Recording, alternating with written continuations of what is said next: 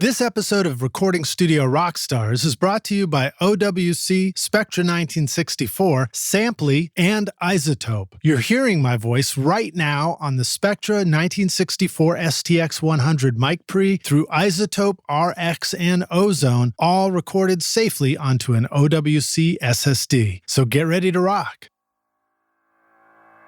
So for me, it's all about everything being ergonomic. And again, getting back to Soundflow, that's one of the things I love about being able to automate tasks, like bouncing mixes, unattended or whatever, because it gives you a chance to kind of get up, stretch, and take a break once in a while it does its thing. I take tons of breaks when I'm working because I'm home by myself in my home studio. Mentally, it's important to get away from sitting there all the time.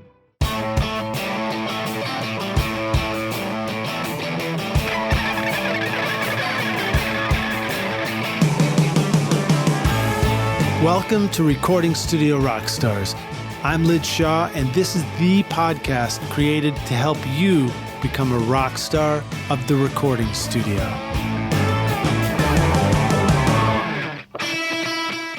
The Spectra 1964 STX 100 mic pre provides unequaled headroom and linear output regardless of transient audio peaks, capturing critical details from your microphone. The 100 series amplifiers were used by Tom Dowd, Muscle Shoals, and the Record Plant on records by ZZ Top, Aerosmith, and John Lennon. Now you can get that same incredible sound in your studio at spectra1964.com or call them at 801-797-0642.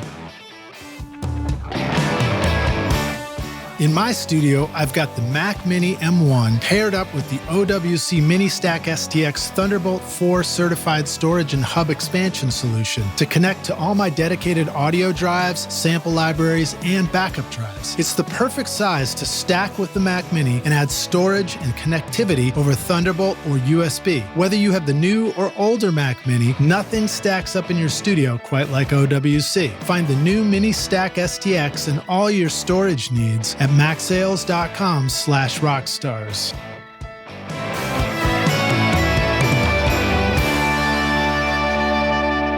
Hey Rockstars, it's your host Lid Shaw, and welcome back to Recording Studio Rockstars, bringing you into the studio to learn from recording professionals so that you can make your best record ever and be a rock star of the studio yourself. My guest today is Chris Shaw. No relation, or if it is, I don't know. We haven't figured it out yet, Chris. Yeah.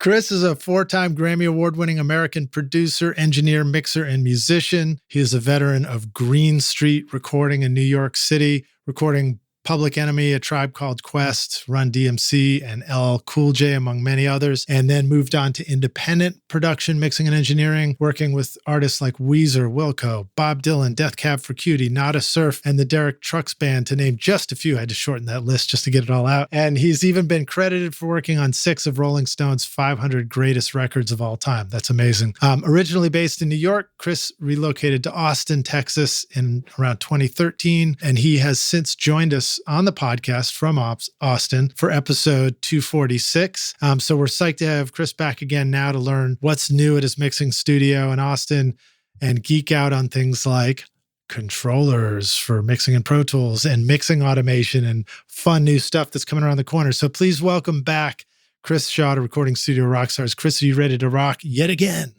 Oh yeah, sure. Absolutely. Sweet, man. Well, glad to have you back on the show.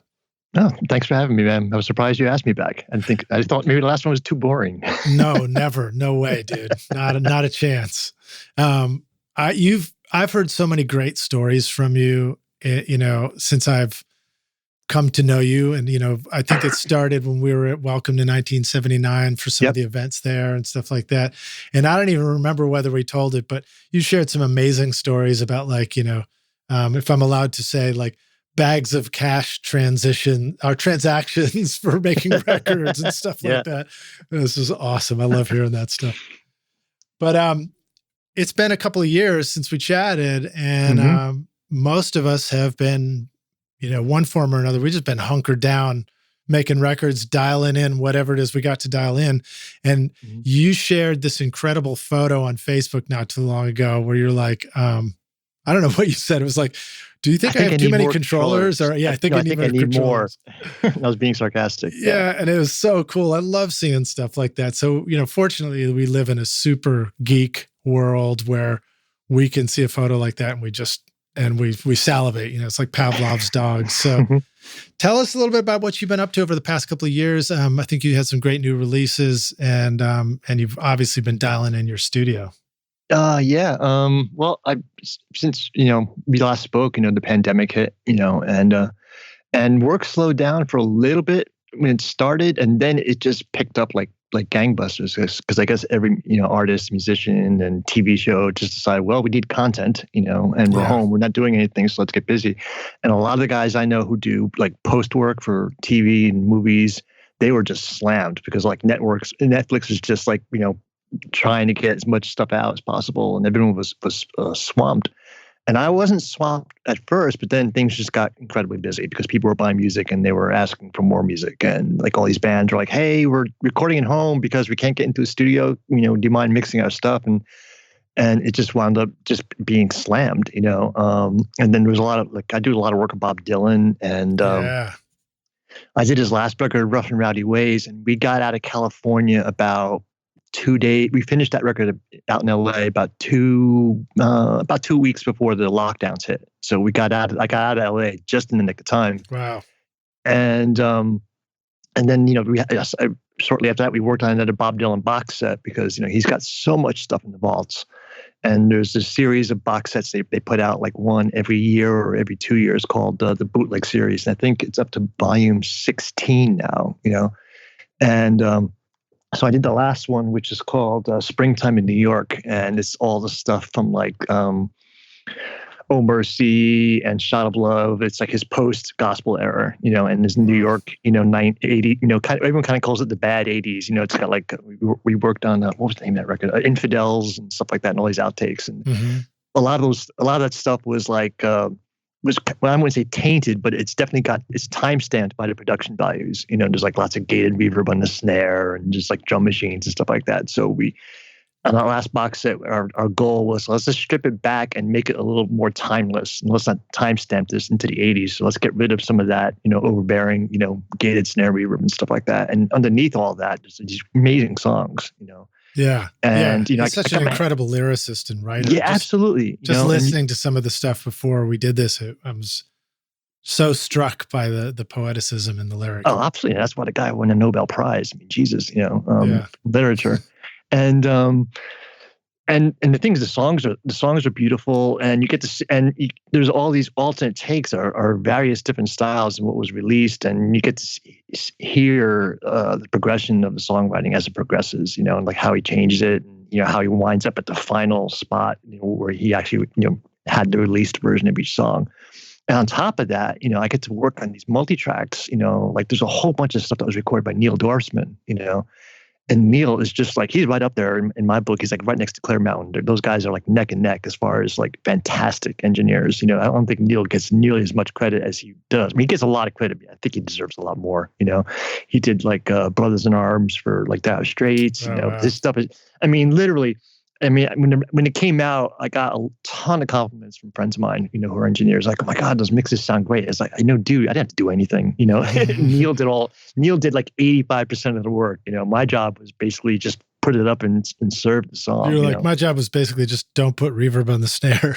Yeah, basically, don't put any of that crappy reverb on, but I wind up putting a little bit. You kind of have to put a hint of it, so people kind of know where it's from.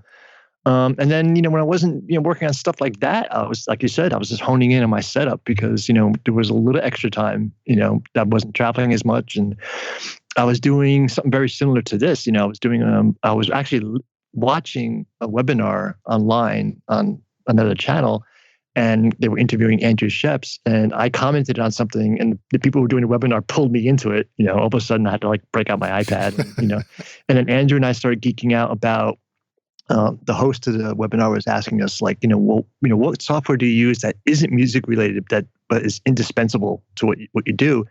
And I named a couple of things, and I was like, I use this program, called ControllerMate, and it allows me to do all kinds of crazy stuff in controlling Pro Tools. And Andrew just said, but dude, no, you got to check this out. And he held up his Stream Deck. He said, you got to check out Soundflow. And I had checked out Soundflow when it first came out about 5 years ago. Yeah. And I didn't find it very useful, at least for my needs, and I just forgotten about it. And he's like, no, you got to check it out again. So, I I signed up for the 30-day demo, and then within like a day, I was like, oh my God, this is like life-changing. Like, I basically, anything about Pro Tools I don't like, I can fix, with, That was my takeaway too, is with Soundflow. It's almost like if there's, no matter what DAW you're using, but particularly Pro Tools, if there was the feature that you always wish they would add, you're like, oh, well, now I just don't have to wait for them to add it because we've got it over here in the in Soundflow. That's pretty wild. Yeah, absolutely. Like for example, like my main peeve is there's no keyboard shortcut to clear the solos. Like there isn't there. The only way you can clear all the solos is to click that little icon at the top of the menu, at the top of the edit window there, that little S. And that was the first thing I did. So it's like Control Option Command S on my keyboard, and like it clears the solos. And I was like, okay, I'm hooked. What else can I do? And what I started doing was just keeping a list on, I had a little pad of paper, on my desk. And anytime I was doing something that was repetitive, I just write it down. Like, oh, I should figure out a way to automate that. I should figure out a way to write a script for that or a macro for that. And I had this massive list by the end of like a week. And so then I took a few days and just, dove headfirst into it. I learned how to do things with macros, and the underlying power of Soundflow is JavaScript, so I had to learn a little bit of JavaScript, which wasn't really difficult because when I was in high school, I learned BASIC, on an old, Trash 80, Radio Shack computer, Yeah. Did you make the horse racing game? Yeah, of course. Everybody with the did little that. pie symbols? Yeah, absolutely. Yeah. And you typed it in from the back of the magazine, right? You just typed it all in. Yeah. So it wasn't too much of a stretch. It's not a very hard language at all to learn. And so, I must just keep on going about this. One of the things I found myself doing all the time is I'll be working on a vocal, and I'll add a bunch of plugins, and I'll tweak the EQ and the compressor, add some delay and reverb. And after about an hour, I get a vocal that sounds great. And then I'm like, oh, wait a second now. I got to apply all this stuff to my local double. So here I am, option dragging all the, the inserts and all the sends. I was like, okay, there's got to be a better way of doing that. And at first, I wrote a script that actually did that. It actually dragged the plugins, one by one, from one to the other. And then I realized, well, wait a second, if I could store this as a track preset and then recall that preset on other tracks I select and have to do it that way. So now I had a button that said copy track data, and then I had another button that said paste track data. And I was like, well, wait a second. Well, what if I just want the inserts? Okay, let's make another button that just pastes the inserts. Oh, let's make another button that just pastes the sends. Oh, well, and since we're pasting inserts and sends, we might as well have a button that clears the inserts and sends, So over like the course of like a week, I had this like 10 commands that did really useful things. And Soundflow has this store where you can put stuff up, for free, actually. You can just publish a package and anybody can download it. So I called it Track Data Utilities, and I threw it up on the store. And about a week later, Christian, the guy who writes and runs Soundflow, he contacted me through email, and we had a Zoom meeting. He's like, man, I wish I'd seen these before you had published them, because I'd actually sell these on the website rather than you giving them away. You could be making money doing this. And I was like, well, it's useful. I think every people will like it. It didn't take me that long, And then he asked me to be a beta tester, and I'm also now a developer, which basically means I'm in the middle of writing a handful of packages for Soundflow that by the end of the year, hopefully I'll have them, published and people can buy them. And there's some very, very cool things on the horizon in that front. I really can't talk about them, but like I know a lot of people will jump on it. They'll be like, oh my God, I need this. Well, it's so cool. And I mean, I just sort of rediscovered Soundflow getting ready for your interview, to be honest, and got really excited about it and went and watched. I think I may have seen you present some stuff, but I saw Andrew presenting some stuff, and I learned who Christian was and saw him talking about that stuff, and just put in the track data deck, and I just installed it, and I literally just tested it out down in the studio before we did this interview. Right. And I was like, oh my God, it's amazing. I mean, cause duplicating all those inserts and things that you just wish already existed. Like, I don't remember if yours has this now, but if you're like, oh, shuffle the inserts over so I can use that first slot again, I'm sure that probably exists, right? Oh yeah, Andrew wrote a script for that. Yeah, and I actually modified it because he has a deck, and it's like, okay, move all the inserts out of slot 1, move all the inserts out of slot 2. I modified that script so that it does it automatically. So what you do is, if you let's say you want to get rid of you want to clear out insert number 3, right? You want to open it up so you can put something there. What you do is you open that plugin that's in that slot. You hit the the button. And what the script does, it looks at the open plugin window and says, "Oh yeah, that's insert number 4," because it's in one of the menus what insert it is in the plugin window, and it's, "Oh, you want to move insert 4," boom. So you don't have to like go looking for like which insert button you want to move. You just hit this one command, and it just looks for the open plugin window and then moves it. Yeah, that's so cool. That's so cool. Yeah. And these features that you guys are adding and that people are writing and adding, I mean, they're like, in my experience, when we're in the studio and we see something, we're like, "Ooh, that plugin looks cool." A lot of times we might be inclined to be like, "I'll just get it because, I'll check it out. It might be good, and it's not that much or something." So of course, there are some plugins where you're like, "Oh, that's more of an investment. So I'll wait a minute or I'll try it and then I'll come back later if I'm like, gotta have it." But like these add-on things too, they seem to be priced in that range of like, "Oh, that would be awesome. That'd be a cool feature to have." And so I just think it'd be a no-brainer. As soon as you know that, like, "Oh man, that's been a pain in my butt," and then you see that, you're like, "Give me that."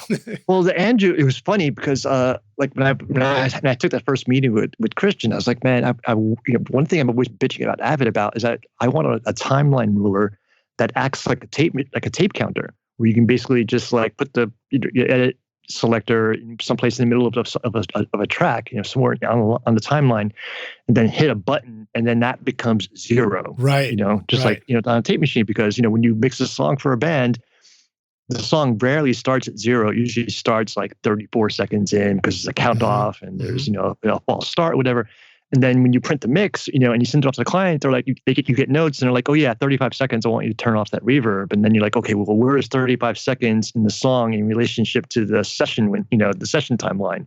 And you have to sit there and do math, And Andrew wrote this little program that basically you park the cursor where you want it, and he's got a little window, it's a tape counter, and you re-zero it, and it follows the timeline dynamically. It's basically a tape counter. It's called offset counter, I believe. Right, offset counter, yeah. Yeah, and you can store locations in it, and it basically turns Pro Tools into a tape machine that way.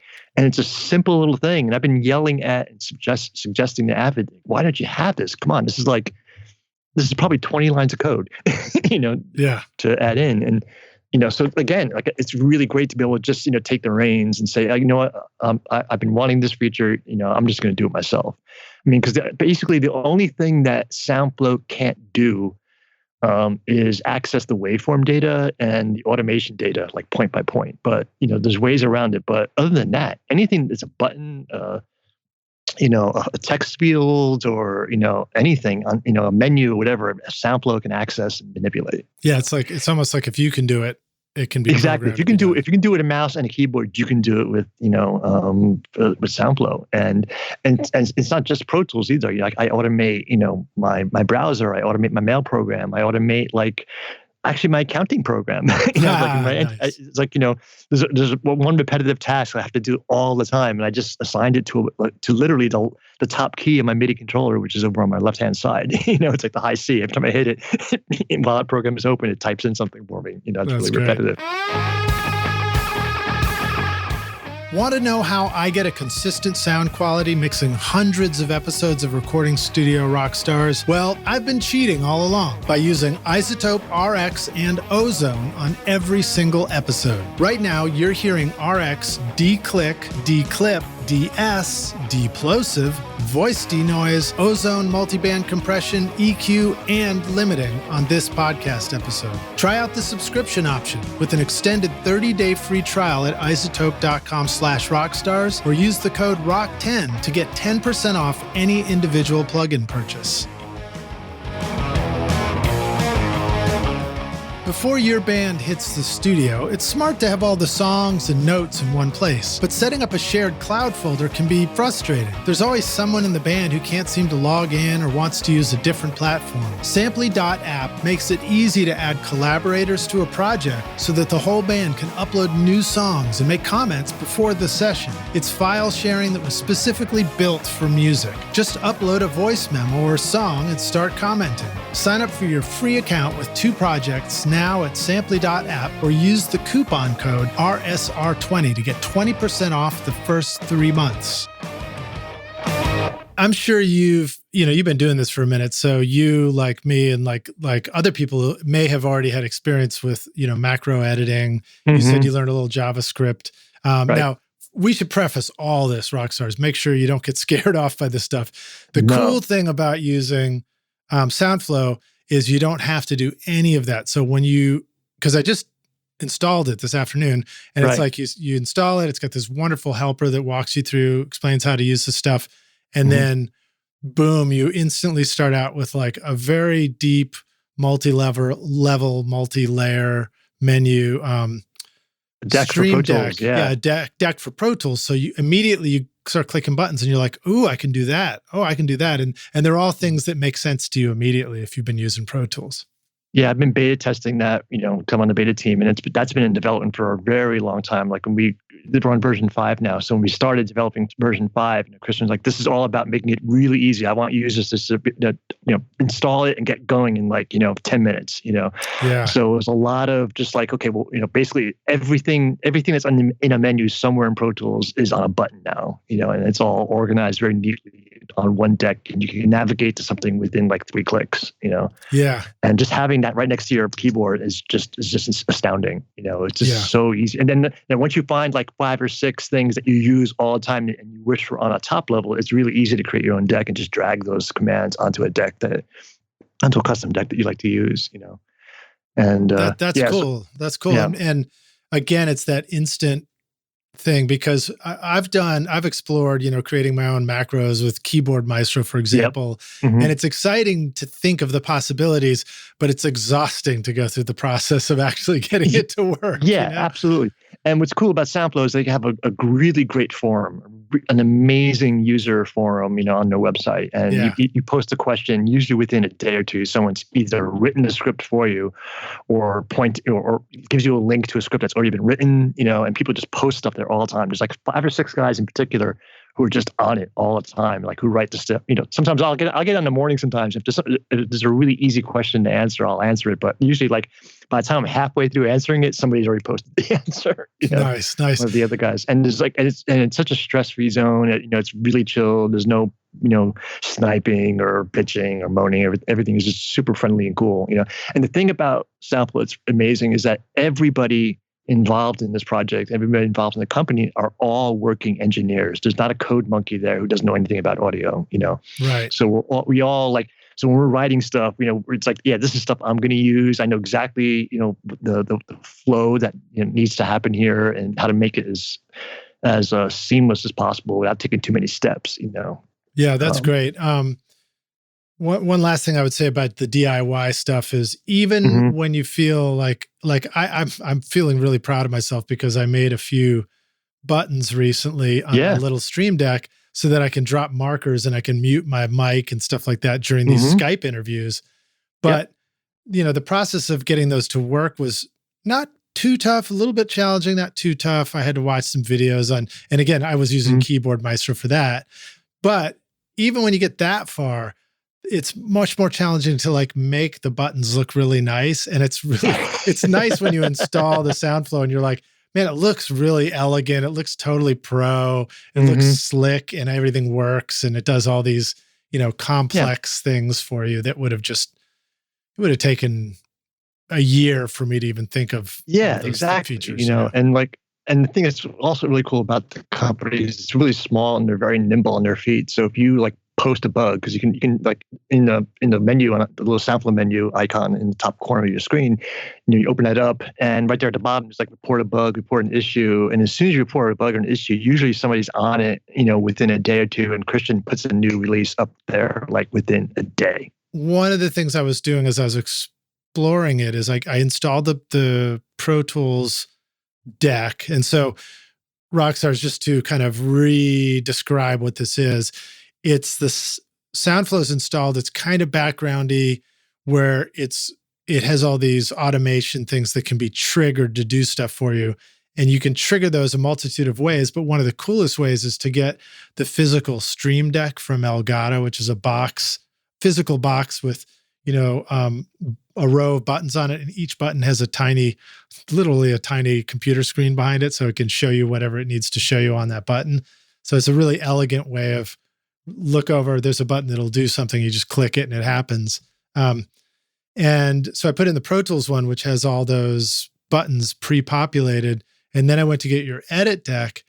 And it took me a moment to figure out how to actually have it do your edit deck instead.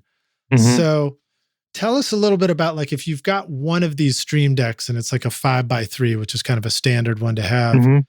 How do you think about that? Do you have one deck that's always there? Do you have like multiple decks? Actually, is there a quick flip between decks kind of thing? Well, actually, I use a whole bunch of different things because you can run those decks either on a stream deck, or you can run it on an old iPhone, or you can run it on an iPad, or you can run it on an Android device. Well, who's got old iPhones laying around? Come on. I do. Oh, yeah, that's right. I'm just kidding. Exactly. I do. Everybody has an old iPhone running. Yeah. As long as it's running it can run iOS 12, I think, is like the minimum. So like I have like an old iPhone 5 that I'm using. Wow. And it just sits there on the bridge of my one of my S1s, which is great because it actually fits perfectly. It looks like it's part of the I think I've got a 7 sitting in the studio. I thought we were just going to take photos with it. Now it's going to be a permanent controller. Yeah. And so what I usually do is, like, the iPhone will be like a deck with 15 buttons on it that opens up other decks on the stream deck. You know what I mean? So you can cool. So you basically have a deck to control a deck. I mean, there's a multitude of ways, and you don't have to use a Stream Deck. You can trigger it with a keyboard combination. You can trigger a script with a MIDI note, a MIDI knob. Can you just have a menu at the top of the screen? So you just go up and you just look for exactly. a menu item that's complex. Yeah, so you just you say trigger this or open up the Stream Deck when this happens. In fact, like, you can have a deck open up when a certain plugin opens up on your Pro Tools window. Oh wow! So you can know what I mean? So you could have a deck that would literally just go in and do a bunch of things that are related to one particular plugin. Or any window. Like the deck itself is dynamic. So like again, you have your default Pro Tools deck when Pro Tools is the active application. And if I switch over to, my browser, I use Brave, so I switch over to my browser, and all of a sudden that deck now is showing a whole bunch of buttons that are direct, when I push them, they open up a certain website, or whatever. Look at you racking up your Brave attention tokens. Yeah, I mean, I just use it because it doesn't have any. Somebody just recommended it to me once, and I was getting tired of Chrome just being really buggy, whatever. I mean, I'm not like, sure, yeah, you can turn off all the tracking, but I don't care. Yeah, I mean, like, Soundflow is smart. It knows, you can tell it, like, when I'm doing this, have this deck open. When I'm doing that, have that deck open. That's pretty cool stuff. So, like, just on that idea of plugins again, let's say I loved using X for Serum synthesizer or something for composition. Potentially I could have a deck that pops up when I open that plugin, and the deck itself will do things like switch waveforms and sounds and filters. Yeah, I mean, it gets a little complicated. I mean, programming, plugins is a bit of a weird animal in Pro Tools because like the plugin window, like the Pro Tools plugin window, like the frame around the interface, when I say the interface, or actually I call it the plugin frame. The plugin frame is like the graphic portion of the plugin, or it's the manufacturer's interface, right? But everything around that is the Pro Tools frame. That's the Pro Tools frame is very easy to automate with Soundflow because there's menus there and everything like that. But the actual plugin frame, depending upon what environment they coded it in, like if they use C or if they use like Juice, there's all these different environments that you can computer programs. Some of the elements in the plugin may or may not be accessible with Soundflow, but at the very least, you can tell Soundflow, like, at this XY coordinate, there's a button there. When I hit this, you press the button.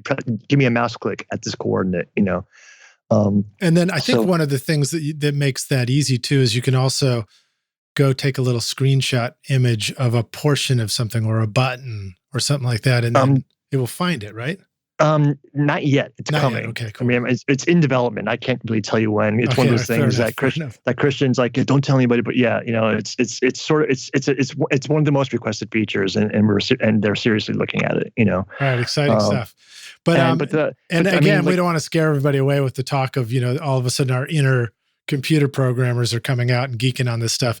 You just plug it in and go, and it's already got more. Yeah, I mean, like, you're up and running like in 15 minutes, and you're you're digging on it. And then within an hour, you can be like, well, okay, well, I want to make my own deck that has just these 10 commands on it. And then it's super easy to do. It's literally drag and drop, and you make a command. And even if you don't have a physical device, like an iPhone or an iPad, or whatever, you can literally create a deck that's parked on your computer screen as well. You can have like a little like floating window with a deck on it. Right. And you can use that as well. Now, how do you make that window come up, appear, or disappear? I mean, it disappear, you just click that. Well, when let me open up Soundflow on my computer. Sorry, right if now. I'm geeking out. If I'm getting too granular, stop. No, it's quite all right. I just don't have it open right now. It's a peril of having just used it, and I'm still thinking. Yeah. When you have a deck. But I'm going to go ahead and keep giving a shout out for your track data deck, because it's really cool. So, for example, I put a track on. I put like 4 or 5 plugins on. And I don't think it didn't matter in this case whether there was audio on there or not. But I said, and then I made like 4 or 5 more blank tracks below it, which would be a typical workflow in the studio. I might dial in one of the vocals, and now there's like 4 other or 8 other background vocal tracks or whatever. And then you're just doing that boring, slow click, option, drag, one thing at a time. It's really mind numbing. You probably forget whatever idea you had by the time you get that stuff done. But with yours, I can hit the copy track data, and it will copy like all of the stuff about that track, and then just go down to the other tracks. I can select all 5 at once and just go paste track data, and it will like duplicate them, or I can just paste the inserts or the sends. And I mean, and if you paste massive. All the data, it'll paste the color, the output routing, the inserts, the sends, and I think the grouping. I'm not sure. I can't remember if I have grouping in there or not, but it might. Does it let you copy the settings for one of the sends yet? No. Like I have another version that's that I'm doing it like a deluxe version pretty soon. Okay, cool. That'll be more granular, so you can actually granularize the command to do because some people have asked me, it's like I don't want to copy the track color, is there a way I can do, can you make me a version of it that doesn't do that? And I started getting all these requests. I'm like, okay, I'm going to make a version that's going to allow you to do that yourself with zero programming knowledge, Yeah, that's great. I mean, like I can picture again, the background vocal thing. It's like, okay, all of a sudden I add a reverb to one of them, and I want that same reverb send setting on the other 8 or 16 you can copy all of the sends from one shot to the other, but right now you can't do just 1 or 2 or whatever. But we will be able to sometimes. Yeah, eventually. Yeah. So pretend you never. Just forget you heard that, Roxy. Exactly. So, but when you're looking at it, when you open up the Soundflow editor, which allows you to create macros and decks and stuff like that, if you open up a deck in the editor, right below the picture of the deck and all the buttons, there's a little thing there that says device. And then you click on that menu, and then it'll give you a list of everything that's available. And it'll be like, on my setup, it says Chris's Stream Deck 3x5, Chris's iPhone, and then there's the top option that says this machine. And if you select this machine, then that deck will now appear on your Mac's screen. Cool. Cool. And what's really cool about that is like the physical Stream Deck, like the 5x3, you only have like 5 a row of 5x3 buttons. You can create any sort of matrix you want. If you want to make a deck for your iPhone, for your iPad or your Mac, you can do a 2x20 if you wanted to. Oh, right. So you could have like an enormous selection of buttons. So I know a couple of guys who don't even have a Stream Deck. They have like an iPad Pro, like a big one, and there's 100 buttons on it. They just have everything on one page. I've seen guys who have gotten touchscreen Mac monitors, which is kind of they're available, but they can be touch and go. But I know one guy who's got a touchscreen Mac monitor that pops up. Was that a pawn, man? Yeah, touch and go. He's actually got a second screen. Like he's got his edit screen on the top, and on the bottom screen, like on his desk, he's got the whatchamacallit, the mix window. Below that, he's got this custom deck that's 25x4. Everything's grouped, and it's insane. It's literally the sky's the limit. You can have a button if you want to. You have a button for every damn function in Pro Tools. If you're ready to discover the secrets to making your mixes sound great no matter what your studio situation, then check out my free mixing course, mixmasterbundle.com, where I show you how to get great sounding mixes in your studio using simple techniques and free plugins. And when you're ready for more advanced studio skills, then check out recordingstudiorockstars.com/academy, where you can learn from Grammy-winning teachers to help you record, edit, mix, and master your best record ever. Use the code ROCKSTAR right now at checkout for 10% off any course for a limited time.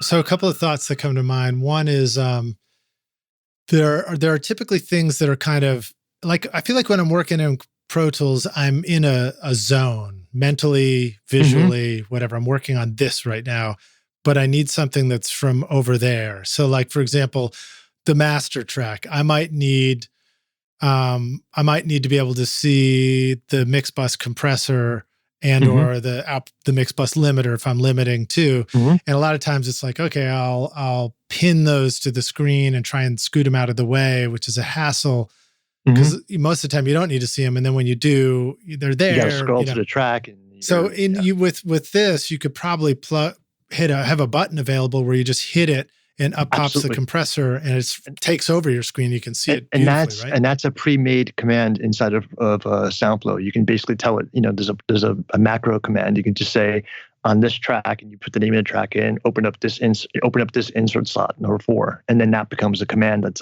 you put on a button.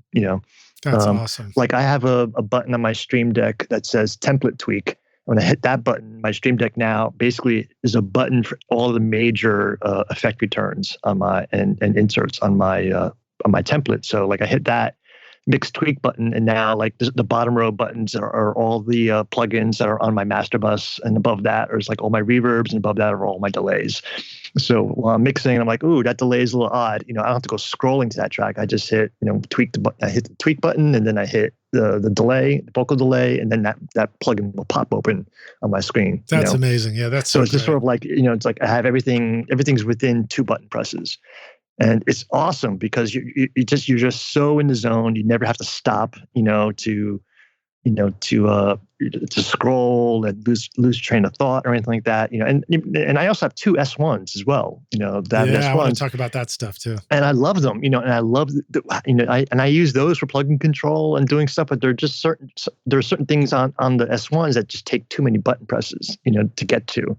So I just make a button for it on my Stream Deck, and I have like an $80 Amazon Fire HD Amazon tablet that I use on my right side that has a whole bunch of stuff on it, So I have buttons like kind of like everywhere. That's great. Now, so the Amazon tablet will let you. That could be a controller for Soundflow as well. Yeah, you can put a deck on that as well. Yeah. All right, cool. Yeah, we got a lot of good geeky stuff to talk about here. And I can. Like the other thing about Soundflow is that I use it to prep my sessions as well. Like when I get files in from other artists and I get audio files or other sessions, usually converting somebody else's audio files or converting everybody else's session and importing that into your own template. That's just like before Soundflow. That would be like an hour task, because you got to go through and like get rid of all their plugins, and then you got to organize the tracks in, you got to color them, you got to put all the inserts in. I mean, now it's so, I have it so dialed in for my setup. I wish I could publish it for everybody else to use, but it's really super tweaked for my, my template, and is anybody, I literally can prep a session in 10 minutes. Has anybody found it useful to have Soundflow go through tracks and sort of clip gain to sort of a ballpark clip height for tracks or anything like that? Unfortunately, there's no way for Soundflow to access the clip data, the clip gain line. It's really weird. But I should backtrack here a little bit. The underlying technology behind Soundflow is the fact that Pro Tools is a very uses a lot of accessibility features. I'm sure you've seen articles, where people who are visually impaired, hearing impaired. Slough Halliton was one of the first guests on the show, and he's a big part of that as well. Yeah, and so it's like the whole thing, like when you have the tooltips on in Pro Tools, and you hover the mouse above, let's say the track name, and all of a sudden a little window pops up and it tells you the name of the track. It's the uncondensed version of it. That's all accessibility features that are built into Pro Tools, and Soundflow taps into it. So that's how Soundflow can, like, if you ask Soundflow, give me a list of all the track names, it can do that in an instant because that is opened and exposed by the accessibility layer in Pro Tools. So there are a lot of things in Pro Tools though that aren't accessible through the accessibility layer, and that would be things like the waveform data, the clip gain line, the actual marker icons on the marker, on the marker timeline. But you can access all the markers through the memory locations window. But you can't I can't say click on the timeline and go there, but I can do it with the memory locations window. So the clip gain line, unfortunately, isn't accessible, through Pro Tools, but I think there are third-party plugins that do that. I think one's called, what's it called? There is a plug. Clip gain stuff? Yeah. There's a name for it. I can't remember. It was on the tip of my tongue. Well, while you're remembering that, I will point out that Soundflow will access all the audio suite plugins. So there's a ton of things that you might do that way that it can easily do, which is pretty exciting. Yeah. But there's so much that can be done. And there are ways of accessing stuff that can't be, like, for example, if you can't directly access a piece of data from Soundflow, but you can access it with the mouse, you could make a mouse macro that says, okay, click here, drag this much, and let go. Yeah. I mean, it won't be as easy as anything else, but it can be done. Yeah. And I think as we move forward, the cool thing about the way that all that's set up is with the forums and user interaction, these best use case scenarios, people will be they'll appear in the library. Oh yeah, absolutely. Will just appear. You go in the forum and you just type in like things like how do I move a track into a track folder? And there's at least 6 scripts for that out there that approach it a different way. I want to assign a color to any track with this name on it. So there's one guy in the forum. His name is Samuel Enriquez. This guy's like a speed demon. I mean, this guy writes like shit tons of scripts that are just amazingly useful. One thing he wrote is that, like, when I'm working on all these old Dylan records, from the archives, they digitized the tapes. Each tape has a catalog number. It's like a 7-digit number, and they transfer, like, say it's 24-track tapes. They'll transfer the entire multi-track in one go. So like all 5 songs or 4 songs will be just one big one big mega session. One big mega session. And so there's no track names. The track names, the audio file names are just the tape number, the tape catalog number dash track number. So it'll be like 8543211, 8543212, 8543213, all the way up to 24. And then included with all this information, they'll send you a folder of everything that was in the box. They scan it. They scan all 6 sides of the box, every track sheet, both front and back, any piece of paper that's in the box. So basically you get a digital copy of the box when I'm working with him. But I want to, obviously I want to rename the track because I can't, look at the menu and look at the track list and know which one's the kick track. So I'll rename it, but I also need to know what the catalog number is and what track it is, in case somebody, like a producer, says, no, you're supposed to be using, track number 5 from this catalog, tape, whatever. So the first thing I want to do is copy all the track names into the comments field, so that way everything's, I can keep track of everything. And Samuel wrote a script that that does that. And I had a session that had over 100 tracks from another artist, and I hit the button to do it, and it did it in 3 seconds. It was like flip. Like when like when plugins are loading in on Pro Tools and you see them the names flying by really fast. It's exactly what it looks like. It's just like zip, and it's done. And like, holy shit, that's great. Well, it's like when Pro Tools included the batch rename feature, and you do that once, and you're like, oh my god. Oh god, yeah, it's exactly like that. I mean, you sort of like. It's like not having to memorize phone numbers anywhere. I'm afraid my fingers have become less nimble because I don't have to do super fast key clicks anymore. Yeah, exactly. But it's a very welcome feature. And, one of the things that we were talking about too, that's a huge benefit is if it's going to let me do something like, when I go to mix my podcast and I'm going to mix 13 episodes at once for an entire quarter, for example, I have all my mixes ready to bounce, but the process of bouncing them, each episode, even bouncing it offline for me in Pro Tools, I won't even get into the fact that my plugins have more sample delay than where delay compensation. Pro Tools doesn't even stand a chance. I won't even get into that topic, but yeah, because you're using RX in real time and all that. Yeah. But when I go to bounce them, each individual track takes over an hour to export and bounce. So if I wanted to do 13, I mean, I'm like stuck in the studio for an entire day just doing that. And this is going to, I think that's one of the features that's coming, right? Is this going to allow me to bulk a bunch of these, which is pretty absolutely exciting stuff. Andrew, in another webcast the other day, Andrew did a sneak peek at his app for Soundflow called Bounce Factory, and I was one of the beta testers. I helped him, I gave him a couple ideas and debugged a few things with him. And Bounce Factory will allow you to you open up your mix, right? And it takes it takes snapshots of the state of your session. So if you want to do what you do is you take a snapshot, you raise the vocal up by a dB, you take another snapshot, you name it, you say that's the vocal up mix, and then you pull the fader down by another dB, and you say okay, that's the vocal down mix, and then you mute the vocal, say this is the instrumental, and it saves all this stuff as snapshots. You don't have to save them as separate sessions. It's all snapshots, and then you can select a bunch of tracks, and then you can hit a button that says okay, I want to do a batch. And the batch window opens up and says, okay, what do you want to do with these selected tracks? And you can say, okay, do a pass, which with each one of these tracks soloed on its own. Okay. And you basically build this batch list of passes that you want to do for that song. And it saves them all. And you don't have to run them right away. You can just save it in a file, come back to it the next day. And at the end of the day, I do this all the time. When I finish an album and the artist says, okay, these are the master mixes I want. I need stems and I need ups and downs, instrumentals and TV tracks. I spend an hour just creating snapshots for it all, and I load them up into the list. And then, I usually end my day around dinner time, and just before I go off to dinner, I just open up Bounce Factory and say, bounce all and walk away, and That's it awesome. just does it. And it's insane to watch. Can we come up with a subtitle name for this called Batshit Crazy? Yeah. I mean, it's unreal. Andrew, I actually, the biggest batch I did with that is I did something like 50 mixes for an album, and I let it run overnight, and it did it, and it didn't crash once. Nice. Actually, I'm modifying my subtitle name. It's Batch It Crazy. Crazy. Yeah. That should be the name. That should be the name of the Batch It Crazy. And what's really cool about it is that you can tell it to text you every time a mix is complete, have it text you if there's a problem.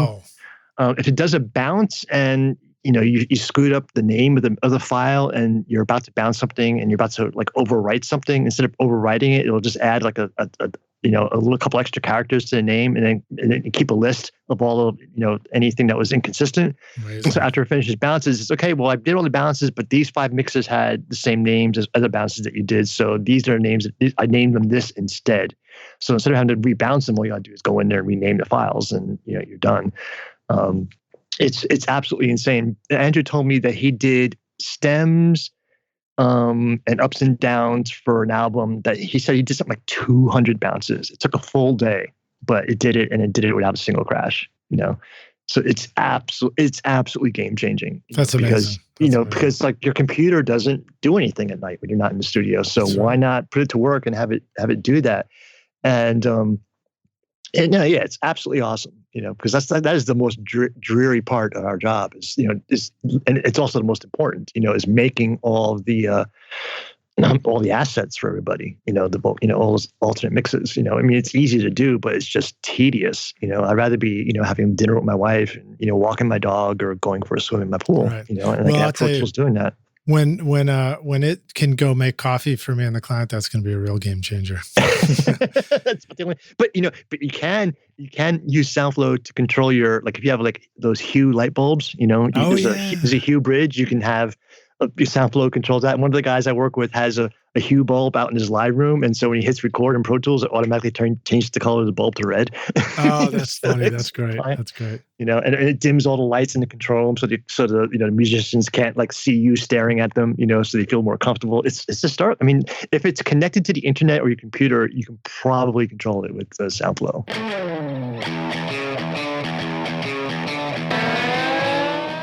So you just finished an awesome mix and sent it off to the band, but the singer texts you with lyric changes, the drummer emails you wanting a different fill, and the bass player DMs you on Instagram about a wrong note in the chorus. But which mix version are they talking about anyway? Don't you wish there was an easier way? Samply.app comes to the rescue as your ultimate mix assistant, streaming high-quality mixes so your clients can easily listen and send notes from their mobile phone on the road or a computer back in the studio. All mix comments are time-stamped directly onto the correct mix version with no confusion, and everything is easy to find in one location. No more mixed-up mix messages from the band. It's file sharing that was specifically built for music, and it all works in your browser with no downloads required. Sign up for your free account with 2 projects now at samply.app and use the coupon code RSR20 to get 20% off the first 3 months when you're ready to upgrade.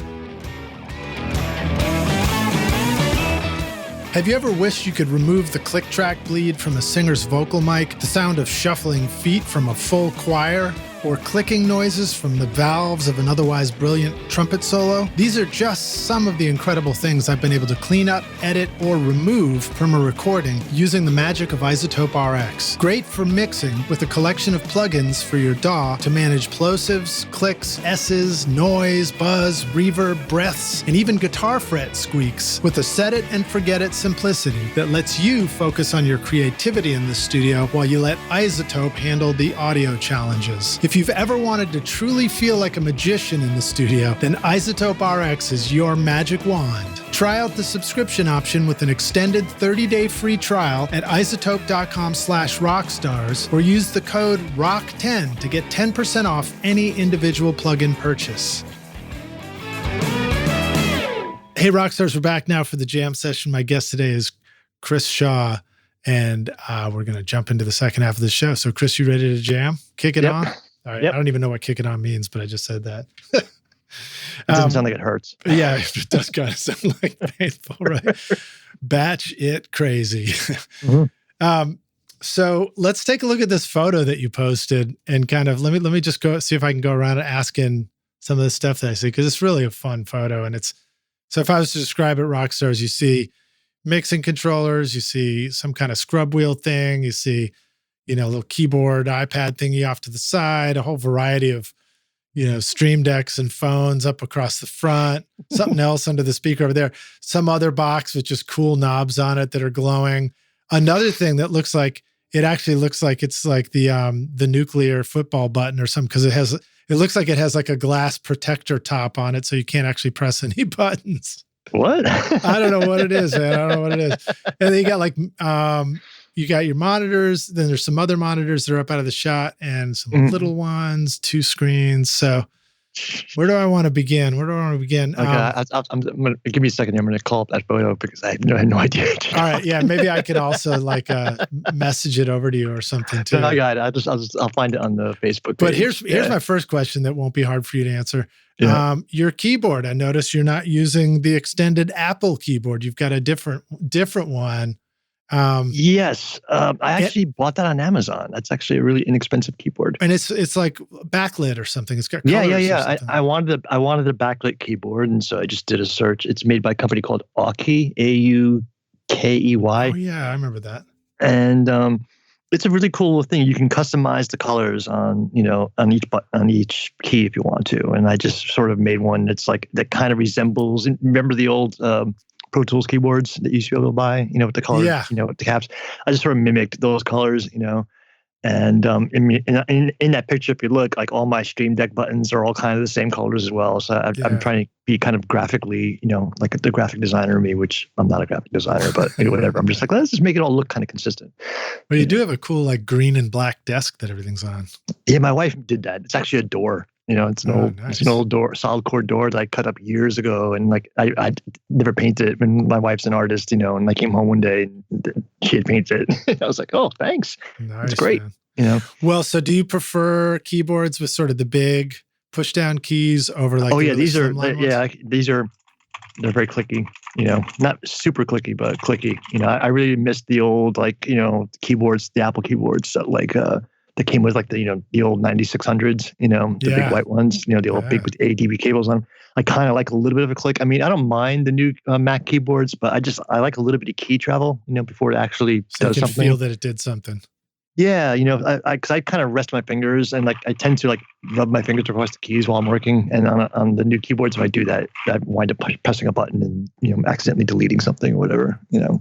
I just prefer the clicky keys. It's not really great if I'm recording something in the control room because you hear a little, at every punch in. But all right, let me see here. I realize that I need to pull something up at the same time because I don't want to. In this back half, I want to also make sure that we got a ton of questions for you from the rock stars, so I want to make sure we include those too. So I'll do that simultaneously. But one of the things that I do notice in your photo is that you have the classic Kensington Turbo Mouse. Oh yeah, I've been a Turbo Mouse user since like day one on a Mac. Like in fact, I think the very first time I ever used a Macintosh, there was an old Kensington mouse on it.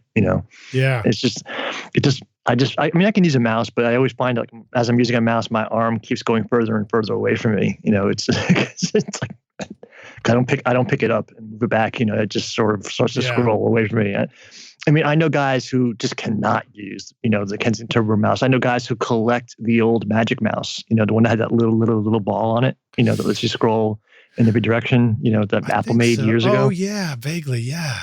Yeah, but they notoriously broke all the time because they got jammed up with gunk. But I have a friend who literally goes online like once a year and buys like 5 of them, because he loves them so much. And in fact, I have 2, Kensington Expert mouses, brand new in their packages, sealed, in a closet somewhere because I'm deathly afraid that someday they're going to stop making them. But that hasn't happened yet. I mean, these things were around for like, 10, 15 years, Well, and I've been using some version of this through the different iterations that it have. I've still got one that was the Expert mouse. It's got the 4 buttons and it had the ring and it had like 6 buttons up along on the top row. Yeah, I remember and like a scroll puck kind of thing. Yep. Yeah. And then they were like USB, or you had that old, what was the old connector that went into Macs? ADB. Yeah, ADBs. And it's fascinating. I mean, like it's such a great thing. I remember one of the frustrations I always had with these was back in OS 9, which you'll appreciate and remember, is you could do modifier keys along with those expert mouse buttons. So you could get you could exponentially increase the different things that those buttons would do. And I know we're trying to get away from Soundflow, but with Soundflow, you can get all that. You can get all that back. Nice. Actually, there's a program that's out that I'm using called Controller Mate that allows you to do stuff like that. But unfortunately, it's no longer supported, and it's 32-bit. So it's not compatible with Catalina and higher. So, which is also one of the reasons why I started using Soundflow, because I was like, oh shit, this is going to go out of date. Well, let me check it. That was one of the first reasons why I checked out Soundflow, because Andrew's like, oh yeah, you can do stuff with them, with different controllers. And I was like, oh, okay, well at least I can get rid of this piece of software, and then the floodgates opened. Yeah. But yeah, I mean, I have it all the time. I've remapped all my keys. Like my top left key is the escape button, so I can switch tools just by tapping that. I put the right click on the upper right, and then I have the lower left button, I think, is page down. So I can scroll. I mean, everyone has a different thing, but those are my commands. And in my web browser, the top 2 keys are page back and forth. Yeah, I think mine does the page back and forth because that's still my zoom command for Pro Tools. Yep. And so because I mean, you can zoom, I guess, like 3 different ways with keys in Pro Tools. And then for some reason I always been my top. So they call them chords, Rockstar. So if you do like 2 buttons on top or 2 buttons below. They never did 2 buttons like the top right and top bottom right together. That'd be nice to have 2 more chords. But my top one was always delete for some reason. I guess it was because, I'd be doing some edits and I'd have to leave the trackball to go over to the keyboard to delete. And I just didn't want to do that. And then the bottom one was the other thing I had to do, which is I think my left hand had to go find the Apple E too often for separating a region. So I just made that bottom. Yeah, I'm the other way around. I use the top 2 buttons at the same time to trigger the E or B, which basically does the same thing. Although it doesn't work that great. A lot of times I do it, and it's like, dang it, it just right-clicked on me. Yeah, exactly. You have to really hit it hard, Yeah. But that's a cool thing. And then did you ever experiment where you put the white cue ball in there and replaced your trackball? No, I just have the black one. A friend of mine's got an 8-ball, I tried to do the 8-ball white cue ball thing, and the problem is it's too heavy, so you start to get carpal tunnel using it. Yeah, exactly. You go back to the original one. But and the thing that really sucks is when you finally break one and you get a new one, and like just before you break it, the ball is just rolling perfectly smooth, and it glides perfectly. Then you get a new one, you have to break it in, because it's still kind of stiff, and it takes like a month. It's like, yeah, or God forbid, one of those little plastic roller balls falls out of the housing, and you're just kind of scraping on one side. Then it's really awkward. Yep. All right, but so Rockstar is definitely worth exploring your mouse options in the studio, whether you use a mouse or a trackball or any other kind of trackball.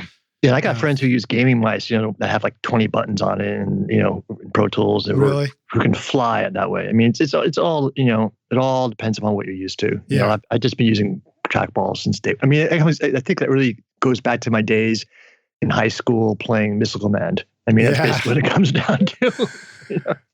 Dude, what's funny is my I might need to get a trackball because my new car is a Tesla and it has Missile Command built into it. You can play it on the screen, not while you're driving. Yep. No, it's the ultimate form of road rage expression. Oh my goodness. So let's see what else. So then on the left side, I see you've got the trackpad. So like the track, I don't know, what do they call it? Magic trackpad or something, but it's basically the same thing you'd have on your laptop. Yep. And what I use, how do you use it? I don't use it as often as I used to. Now that I got Soundflow doing things that I like to do, but what I use it for a lot is for controlling plugins. I really don't like having to hold down the mouse and then use the scroll wheel to adjust a parameter on a plugin. So what I do is I just move the mouse over to whatever plugin parameter I want to adjust, and then with my left hand I just use 2 fingers to scroll. And so, oh, interesting. Okay, I haven't tried that yet. So if I'm trying to adjust a knob, on the Fairchild plugin or something, I just put the mouse over the knob, and then I can 2 finger up and down on that. Yeah, on the trackpad. And that's much better than scrolling. Scrolling feels too chunky. I mean, exactly. Sorry, the scrolling wheel on my trackball feels too chunky. Well, actually pressing down and moving the ball. It's a little awkward. But it sounds like we're actually using the trackpad for the same thing, which is I like to do the 2 finger swipe. It's great for scrolling up and down a web page or something like that, or a Pro Tools session for that matter. Yeah. And Pro Tools, unfortunately, unlike, I don't remember if Logic does this, but I think it does actually. And other, you can do the pinch zoom and it'll actually work in the DAW, but not in Pro Tools. Yeah, I've never tried that. So. Hey, Soundflow, maybe they'll interface as a pinch zoom thing. Yeah. Okay, and then you have, at least in this image, you've got a couple of physical knob box controllers to the left of your trackpad. Yeah, the box all the way on the left it has 16 knobs, and each of those knobs is also a button. Right, it's a MIDI controller. It's made by this company called DJ Tech Tools, and it's called a MIDI Fighter Twister. Nice. And for obvious reasons, because you can twist knobs on it. And it's that box has 4 banks, so you have 64 knobs that you can switch between back and forth if you want. But I only use 1 bank. And you can. What's really cool about this box, it doesn't need a driver at all on your Mac. It comes with a program that allows you to program those knobs to be whatever MIDI CC controller you want or whatever. And once you've configured it, it stores that configuration in the box itself. So you can literally just unplug it, and then you can, it's bus powered, so you can plug it into a synthesizer if you want, like a Moog, Big cool. Fatty, whatever, and access parameters that you can't access with, with the front phrasing control. So it's really geared toward DJs. That's obviously in the name. They make another button. They make another box just like it, but it has 16 arcade buttons in it. Like the old Missile Command buttons, or like the old, like the really big, game controller, like the real heavy duty plastic ones. And they make a box that's that, and that same box actually has a tilt control in it, like on your Sony PlayStation controllers. It actually outputs MIDI controller data depending on which axis you tilt it on, as well as the buttons. So that's it's a really cool performance box.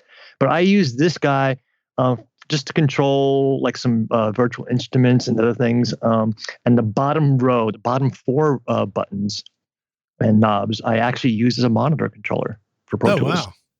Wow. It's kind of a convoluted setup, but it works really well for me. So I mix everything down to a master fader in Pro Tools, and that's an aux return. Everything goes into an aux return, and I have all my bus processing on that. The output of the aux return feeds 2 pairs of outputs on my interface.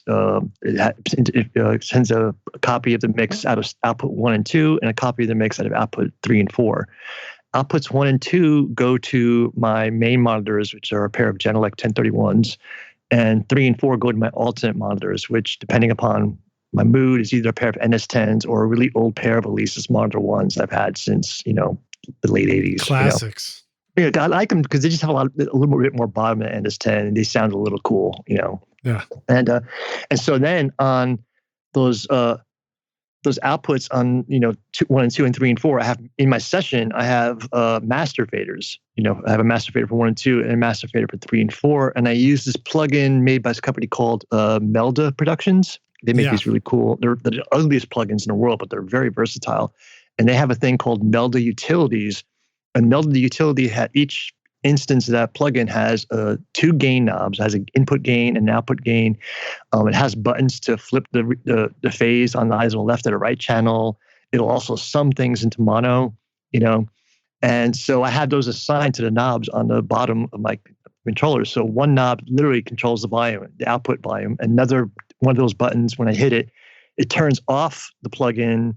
It turns off the volume on one set of outputs and turns it on the other, and vice versa. So that becomes my monitor switcher.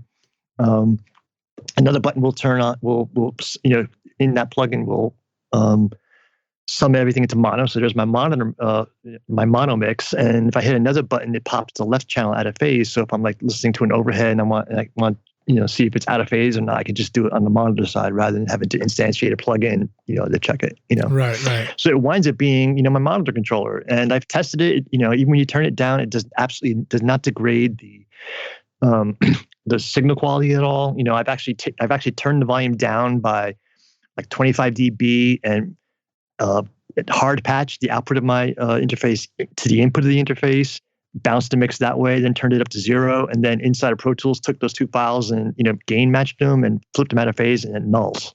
So wow. That's my monitor controller because I'm just too cheap to buy an expensive monitor controller. And not only that, but you're too smart to not use your brain to figure these things out. Well, not only that, but when you think about it, like the best path monitor is directly out of your interface. So it's basically out of my interface straight to my speakers. Yeah, that's an interesting and good point. But doesn't that present a challenge sometimes when a session comes in? You have to be very careful not to hit. Oh yeah, absolutely. Or if I open up, sometimes I quickly open up a session with the shift key held down, so it bypasses all the plugins and doesn't load them, just to grab something or just to check something, and I've accidentally hit play. My arm is hit play, and then I get the mix full blast out of both pairs of speakers. Yeah, we're just trying to make our mixes louder anyhow. Yeah, exactly. That's happened to me like 3 times, and I learned my dog basically jumps and hits the ceiling. But in your case, of course, when you hit play and it comes out of the speakers, it's Bob Dylan singing at you. Yeah, or whatever, or Weezer or Ween. Yeah, exactly. Right. But it works for me. I know some guys are just like who are really like look down their nose, and I tell them that's how I do monitoring, but that's how I do monitoring, and it works really, really well. Okay. I'm going to intersperse my endless questions with questions from the Rockstars. So I posted this in our Facebook group, Rockstars. If you're not there yet, just go to, just look for groups in Facebook, Recording Studio Rockstars, fill out the 3 questions and then you're in. If you don't fill out the 3 questions, you won't get in. So make sure you at least answer the 3 questions so that we know you're not a bot from another planet or something like that. And it's just, what is your name? What is your quest? And what is your favorite color? Something like that. Yeah. It really is just to make sure we don't get botted. Yeah. But this one comes in from Shane Jewell. And Shane says, I've heard that Chris uses some cool or has some cool uses of Fab Filter from Saturn.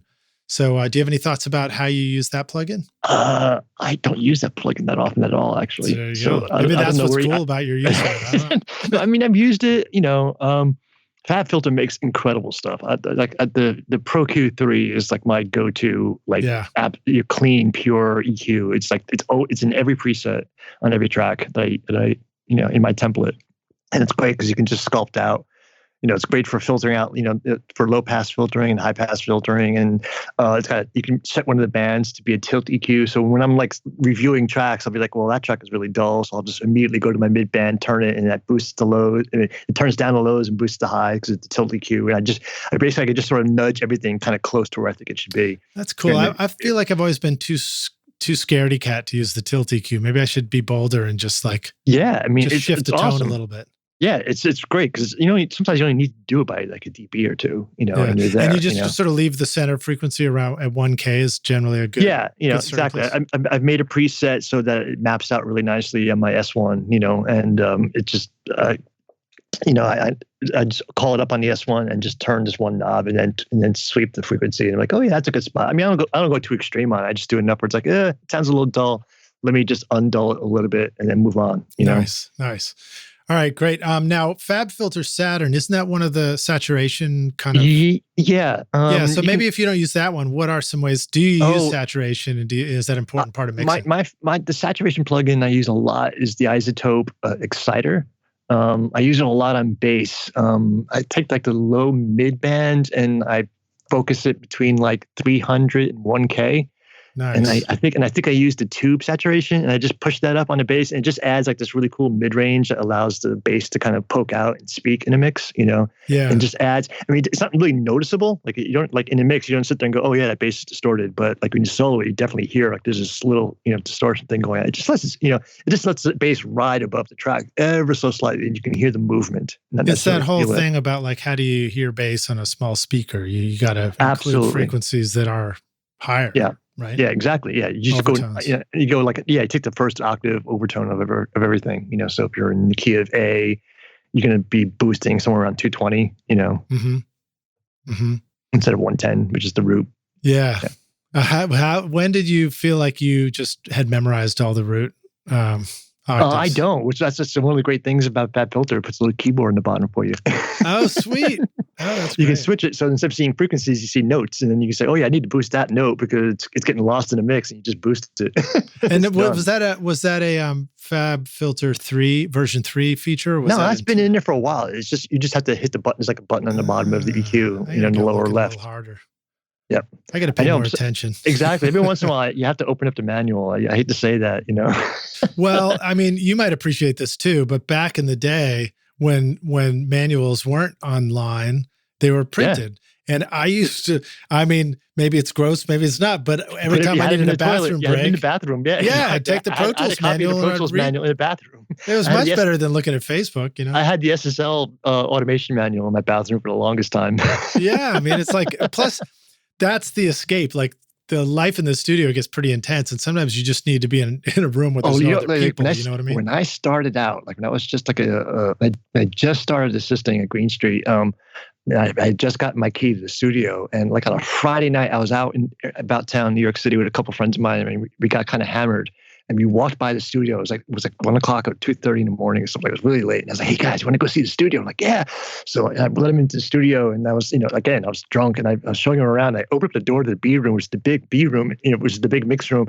I opened the door, and there's the studio owner and the chief engineer working on a project together, like with their in-house band. That was like that thing that they were doing. I was like, oh shit, you guys are here. And they were all, two of them were crowded around like the S900 they just bought, And like, we're trying to fly vocals, do you know how to use one of these things? I'm like, oh yeah, I know how to use one of these things. But you know what? My friends are here, and I gotta go take a piss. I'll be right back. I kicked my friends out. I went into the shop. I grabbed the manual, went into the bathroom, and read it. And I just read how do I sample and just play back something. I don't need to do anything else. And I just read it, and I walked back into the control. I was like, yeah, you just need to do this. And I sat there and I did it. Again, I got like 10 beers in me or whatever. I'm like, hey, you just gotta do this, man. And then fake it till you make it. And they were just like, how'd you know that? I was like, oh man, I've got one of these. I didn't. I don't have one of these. I just bullshitted my way through it. I just read the manual and figured out how you can trigger samples, not even with a keyboard, just by using the buttons on the front panel. I was like, okay, tell me where you want to fly this. I'll do it. And they're like, from that day on, I was the guy who flew vocals at the studio. That's a great story, man. I love that. That's awesome.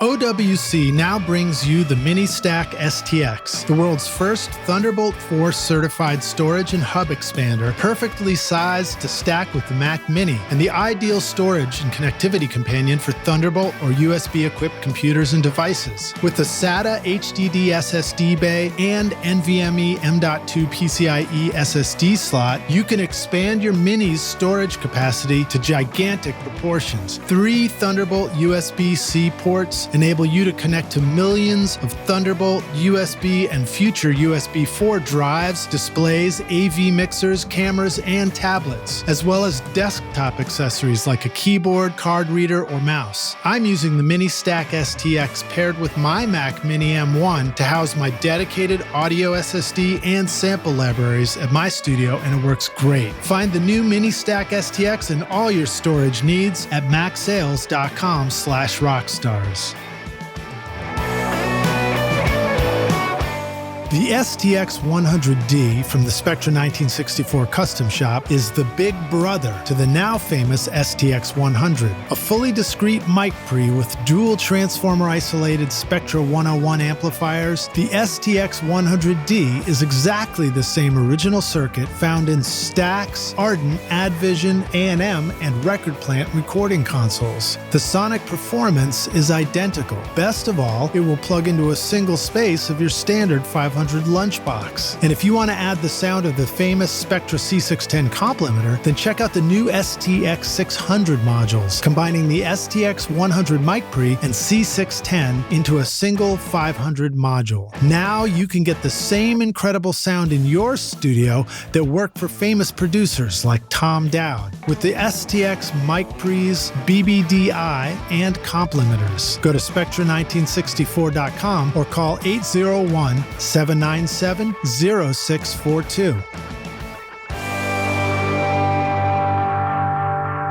So the exciter, that's part of Ozone for Isotope, right? Yeah. I think so. Like it's part of Ozone, but all the modules in Ozone are individual plugins as well. So right. Yeah, pretty fun stuff. All right, well then let me see. I'll jump back to one of my quick questions. So you have 2 of the Avid S1s. I have one right now. I'm loving it. It's very deep. There's a lot of, it takes a minute to learn how to set this stuff up. And there are typical questions. So I even just looking at your whole studio setup, I think one of the first questions that comes to mind to any of the rock stars, any of us who've been thinking about automation and controllers for mixing is, are we just automating and controlling, like clickable menu items and faders and mutes and solos, or are we controlling plugins? So what's your take on that about? Well, you can use it for everything. You can control plugins with it. You can do fader automation and mute automation, and it's great because you can open up a plugin window, and then all the parameters show up above the knobs. And then all knobs become controllers for your plugin parameters. But then there's a flip button, and you hit the flip button, and now the faders are now controlling the plugin. Okay. And so you can do stuff, you can do that. So it's really great. Like it's super cool. Like if you're doing like a dance track, whatever, and you want to do like a filter sweep, and having the filter cut off like on a fader is great, because it's really physical. I grew up on fader automation when I started, and I am a huge fan of feeling a fader and riding it. It's just the thing. I mean, some people are just like, oh yeah, I can do that with a mouse, but until you've actually done it with an actual motorized fader and worked a vocal and sat there and pushed syllables and without using a mouse to draw on the automation, it becomes you become very attached to the mix in that way. And it's just there's so much more satisfaction, because what makes a mix sound really good is not just setting up faders in a static level and putting enough compression on it so that everything is contained and controlled and at the same level.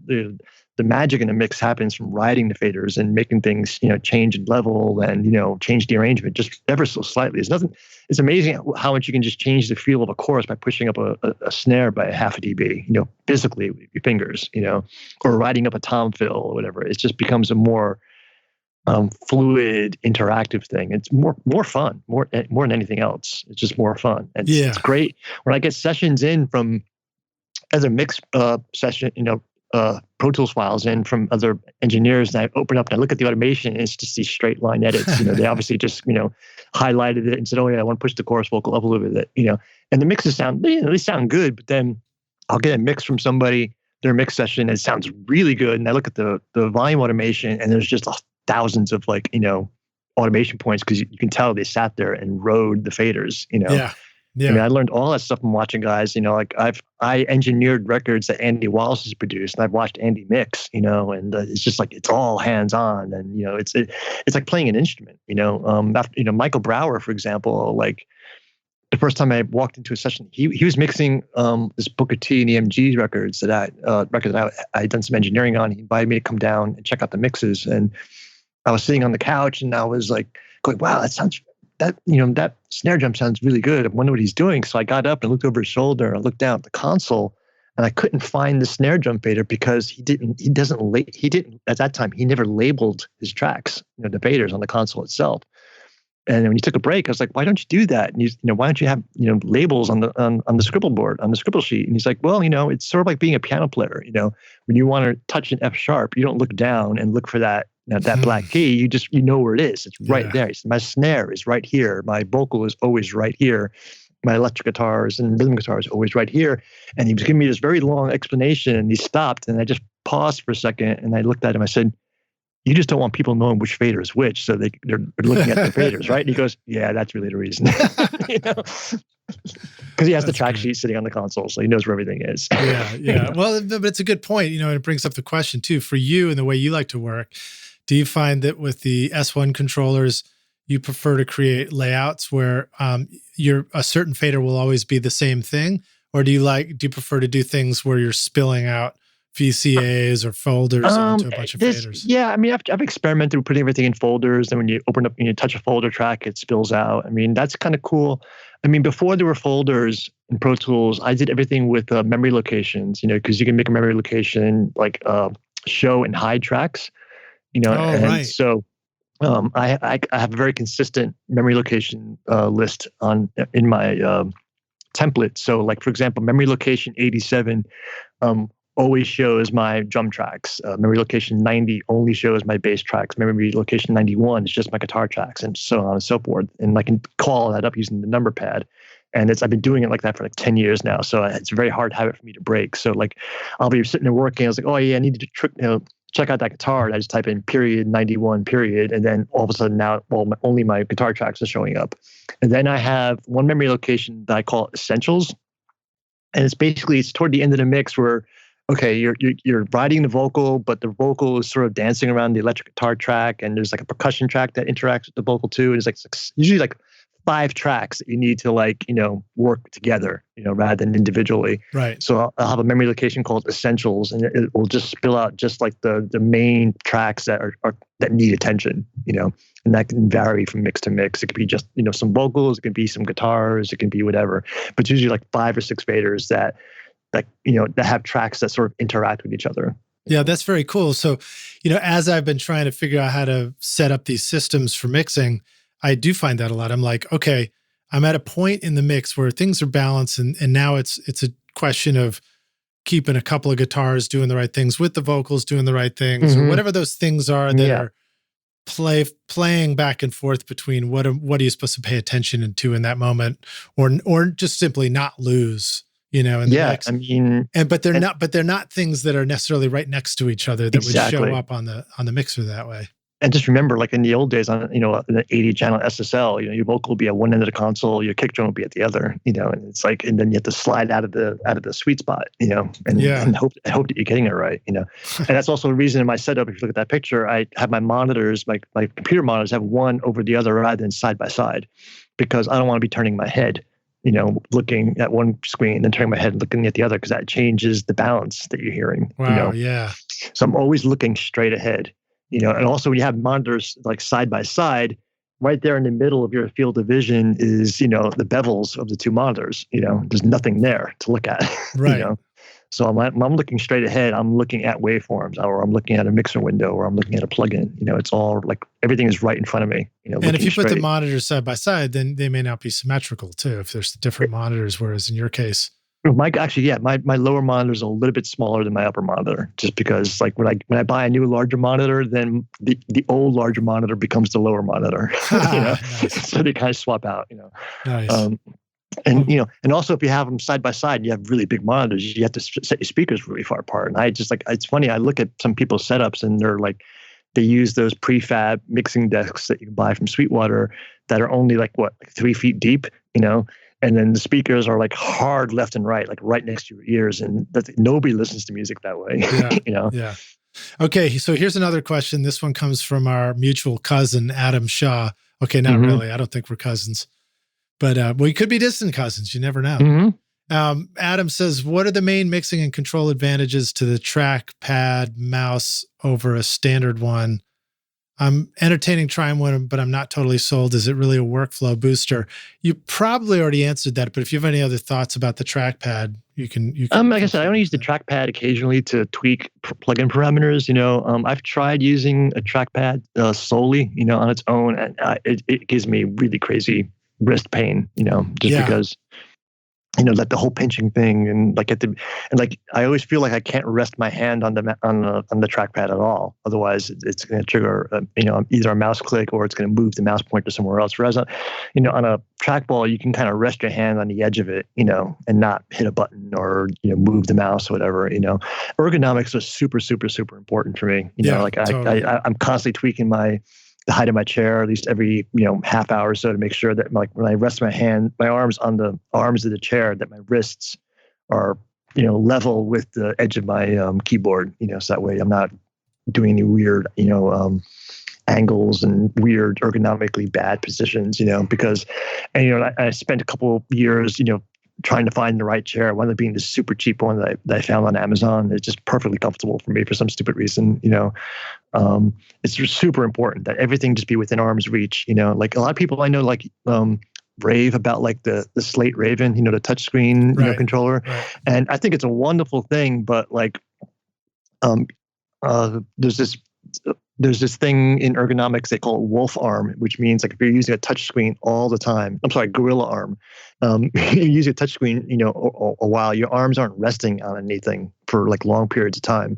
And then all of a sudden they just feel like they weigh 1,000 pounds because you haven't had a chance to rest them. You feel like you have gorilla arms, But I know people who love the Raven and they use it like day in and day out. But for me, it's just sort of like, I want to touch a fader, I want to just be able to reach over it and physically find it, Yeah. I find even with the stuff I'm exploring now, just even the act of getting excited about working and leaning forward over your tools a little bit, that you can start to wear down on you. And let's get to the bottom of it too. I mean, I'm going to guess that you've already experienced what it feels like to be in great pain from trying to work in a studio situation where things weren't ergonomically set up quite for you. Yeah. Oh yeah, absolutely. Like a lot of studios have like these stands for Pro Tools, like for the keyboard and the monitor. It's like on the stand that rolls around. Yeah. But when you sit at it, it's like made out of metal. And when you sit at it, like the screen is like 6 inches from your face, and the keyboard is usually a little too high because they make it in such a way that they could slide it near the console, and the keyboard ledge is, hangs over the, clear the top of the console, so that makes the keyboard height just a little too high. Right. And after a while, I start getting shoulder pain and neck pain. I'm not a young man anymore, so for me, it's all about, everything being ergonomic. And again, getting back to Soundflow, that's one of the things I love about, being able to automate tasks, like, bouncing mixes, unattended or whatever, because it gives you a chance to kind of get up and stretch and, take a break once in a while it does its thing. I take tons of breaks when I'm working because I'm home by myself in my home studio. So like my kitchen's right downstairs, like I'll work for like 20 minutes and be like, okay, I'm time to go get a seltzer and then have a cookie and come upstairs and work, for another 20 minutes. And I get up and I do something else. It's not important so much ergonomically, which it is, but mentally, it's important to get away from, from sitting there all the time. Yeah. You need the ear break. You need your dog to like whine and beg you to take him outside for a walk, clear your head and all that stuff. Well, I mean, ergonomically, it's really important for me too, because I had gotten so fed up with the ergonomics of trying to mix and with my old system where I'd sit in the chair and my keyboard was maybe a little bit too high, and I had to look up a little bit at the screen because it was up over the meter bridge, Mm-hmm. and finally I just said, just screw it, fuck it, I'm gonna just get a standing desk. And so for 2 years I put a standing desk, I just wheeled it up to the front of the console and I just work up there. Mm-hmm. And then, if I needed to critically listen, I'd get down in the zone a little more, but also I just kind of made my speakers higher. And then recently I did this whole makeover, which you saw, I was posting pictures of it, and I love it. Yeah, beautiful. But it's got me sitting again, and I'm like, it's comfortable when I'm doing stuff, but even sitting comfortably, there's a certain part of it which is like, doesn't matter how comfortable it is, I'm gonna get sick of sitting. I'm just like, my ass is gonna fall apart or something, sitting. I gotta move around. I frequently take ear breaks, or if I don't get up out of my chair, I'll roll over. I have a couple of guitars in my room, and I'll just take a break and pick up a guitar and just play it for a while, which basically, which kind of in a weird way kind of refocuses my ears, and it's important. It makes you remember why you like music in the first place. Exactly. Okay, so here's a question from Flossie Ferguson, a dude with a very cool name.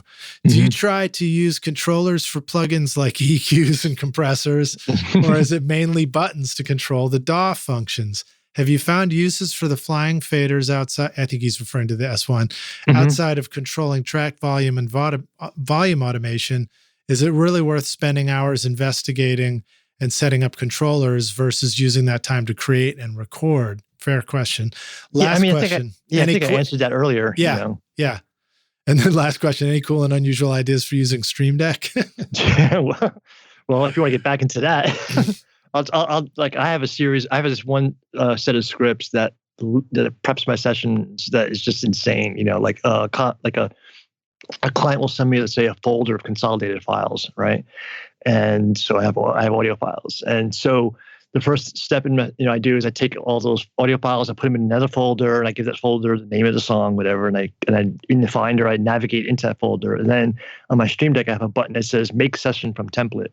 I hit it, and what it does, it navigates to the folder that has my session template, which is I believe it's set at 48K. It's been around for years, right?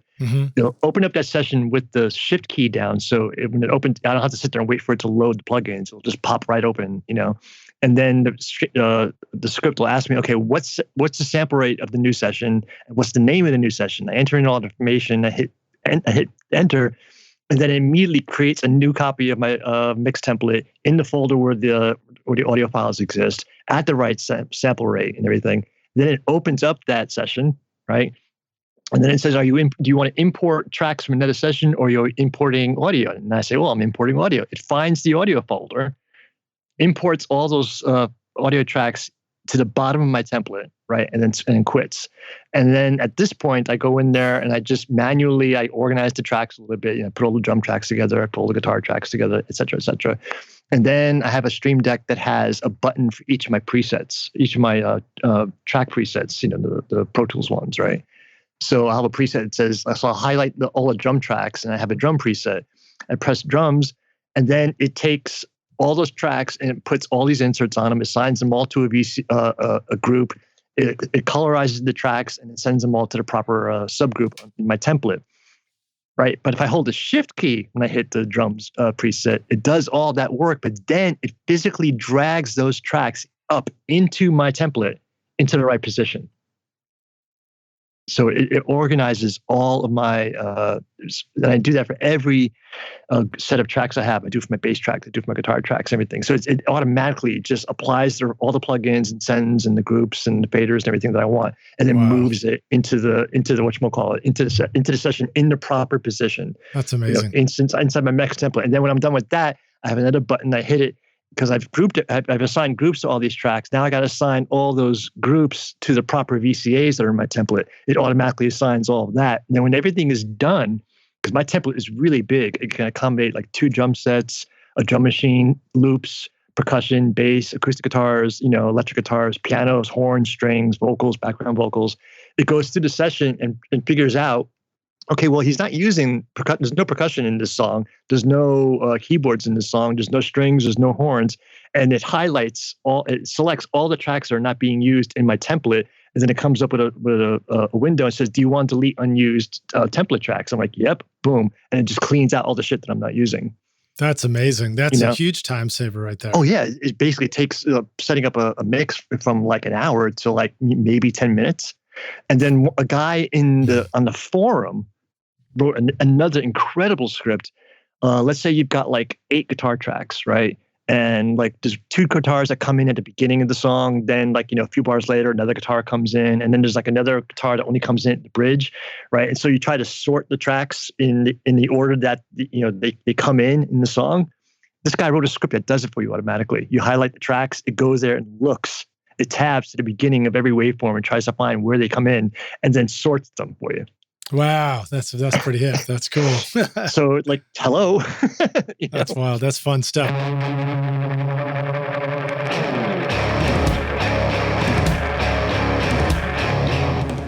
Do you want to record killer drums in your home studio? Rockstars of Drums will show you how to record, edit, and mix pro-sounding drums with examples from a Nashville session drummer in a Grammy-winning studio. Do you want to know how to master your own music at home? Rockstars of Mastering will show you how with plugins in your DAW so that your music will sound awesome when you finish your mixes. And if you're looking for a step-by-step solution for a pro-sounding mix that won't take years to learn, the Ultimate Mixing Masterclass with Craig Alvin will show you a proven method for creating Grammy-winning quality mixes that you can apply in your home studio right now. Or if you just need to learn the fundamentals of creating a great sounding mix, then register for my free course Mixmaster Bundle to get great mixes using simple free plugins. And get started now making your best record ever at recordingstudiorockstars.com/academy. Use the code ROCKSTAR at checkout to get 10% off any course for a limited time. So when does your template tamer? I'm giving you another name for something. I don't know. That's gonna be a huge project. Yeah. Well, that's exciting stuff. And knowing that we can create these for ourselves too is pretty awesome. Yeah, and getting back to the guy's question, I mean, yeah, it's definitely worth all the time. I mean, granted, you're gonna spend a long time tweaking, your setup and everything, but you're gonna gain that time back really quickly. In just in ergonomics and back pain and in automating stuff. And I mean, every day I'm just trying to think what is one more thing I can just either automate or make easier in my life, because the less you have to do that's boring, all that energy is now for being creative, making creative decisions. Yeah, that's great. And I think a couple of takeaways for me about that are worth answering is the things that you do repeatedly, or you find yourself, more than once or a few times going, that was kind of a pain. That makes it worth automating. But I do think there's always that balance of like, do I stop what I'm working on now and automate it right now and interrupt my workflow? Or do I, do you have a process? I think you said you come back and do it later, right? Yeah, well, it depends. Like in my head, like if there's a process I think I can automate with Soundflow, in my head, I kind of know already like how long it would take me to program it, because like, oh yeah, it's a lot of steps and I got to learn I got to do this, I got to do that, I got to do. But in my head, I'm thinking, well, I can probably do that in like either with a macro or I can write 5 lines of code. I'll do it. I'll stop right then and there and just do it, And if I think it's gonna take too much time, I just make a note of it. I have a list of things I want to do, in Soundflow, to help my life.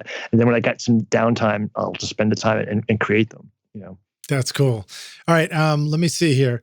I'm gonna go back up to your picture here and see what we got. So we've got stuff like, can I zoom in on this? Oh no, don't go. Oh, I pinch zoom. Look at that. There comes the trackpad coming in handy right now on this call. So you've got your screens. Now below your Alesis on the left, you have, is that one of those TC, what's it called? Clarity amps. Yeah, the Clarity. Yeah. Yeah, that thing is great. It's just a multimeter. It shows you, frequency response, got an FFT meter on it. It's got peak meters on it. It's got a phase meter on it. It's got like a left-right balance. Like how much energy is in the mix, either on the left or the right. It also keeps track of your average level, your LUFS and your loudness range and your program loudness. I mean, I used to do that with plugins like the Waves. Waves had all, had all these metering plugins and everything, and it just takes up too much screen space. It's just really nice to have a dedicated box that does that. I mean, it's like $200, but the thing is built like a tank. It's in a seal. That thing is made out of metal. It's not plastic at all. And you it's put a plug-in on the master. You can put as many plugins you want. You can put a plugin on every one of your subgroups, and then you can just click on the plugin and say, yeah, I want to monitor this. And then now it's monitoring what's coming through that plugin. But generally, I keep it on my at the very end. Actually, it's not on my master bus. What I do is my master fader, I have sends on my master fader. I have a send that goes to another aux track that's just called metering, and that feeds into the metering track. And the output of that track is just, muted and down. And I have all my metering plugins on that, so that way I'm not passing, master audio through any unnecessary plugins, Yeah. Okay, cool. Good thinking. And then what's the button that you reach for to switch what you're viewing on that guy? Is it something where you click with the mouse on the computer screen somewhere? You can't really see it in that picture, but below the screen, there's there's 6 buttons and a knob, that lets you control what's going on that screen. Okay, cool. Dig it. All right. That's a cool tool. And then looks like you've got some repurposed iPhones up there on the S1. So interesting. So you're using the 2 S1s for your faders, but you opted not to put 2 iPads up there for the metering bridge, which is an option. I don't think it's really necessary, at least for my work. And if I put iPads on that, they would overlap with my lower screen and they would block it. And I tried forever to get a setup that would accommodate all of that because, the more screens, the better, it's nice and flashy, but, I don't think metering is really that important, at least for me, for the way I work. If I need to see what's going on in the meter, I'll just switch over to the mix window, on Pro Tools and look at the meters. Yeah. Okay, cool. Yeah. And then let me see. And then you've got your Stream Deck in the middle. And we talked about that, but is there anything more you want to say about what the Stream Deck is and what it's useful for? It's everything. I got everything on that. I have scripts that will, for example, I have one button that will take a stereo track and link the pans for me without having to open up that fader window and do it and click 2 buttons. I have got a whole bunch of stuff on there. It's ridiculous. One of my favorite scripts I wrote is I have a button there that restores the mutes from a previous backup.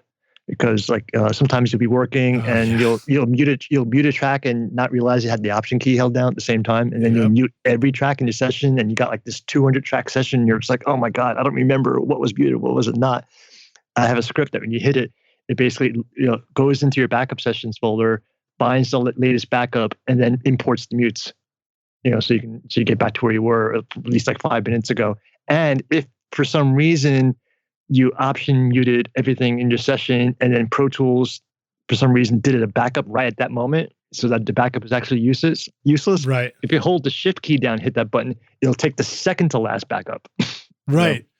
That's wild. Yeah, I think I saw Andrew mentioning that too on a webinar. He was referring to as the penultimate backup, and I was like, that's a heavy word to just drop. That's exactly. Well, I was going to say penultimate, but so I wasn't too sure everyone. I don't know how big everyone's vocabulary. No, I think you said it the right way. Second to last is pretty good right there.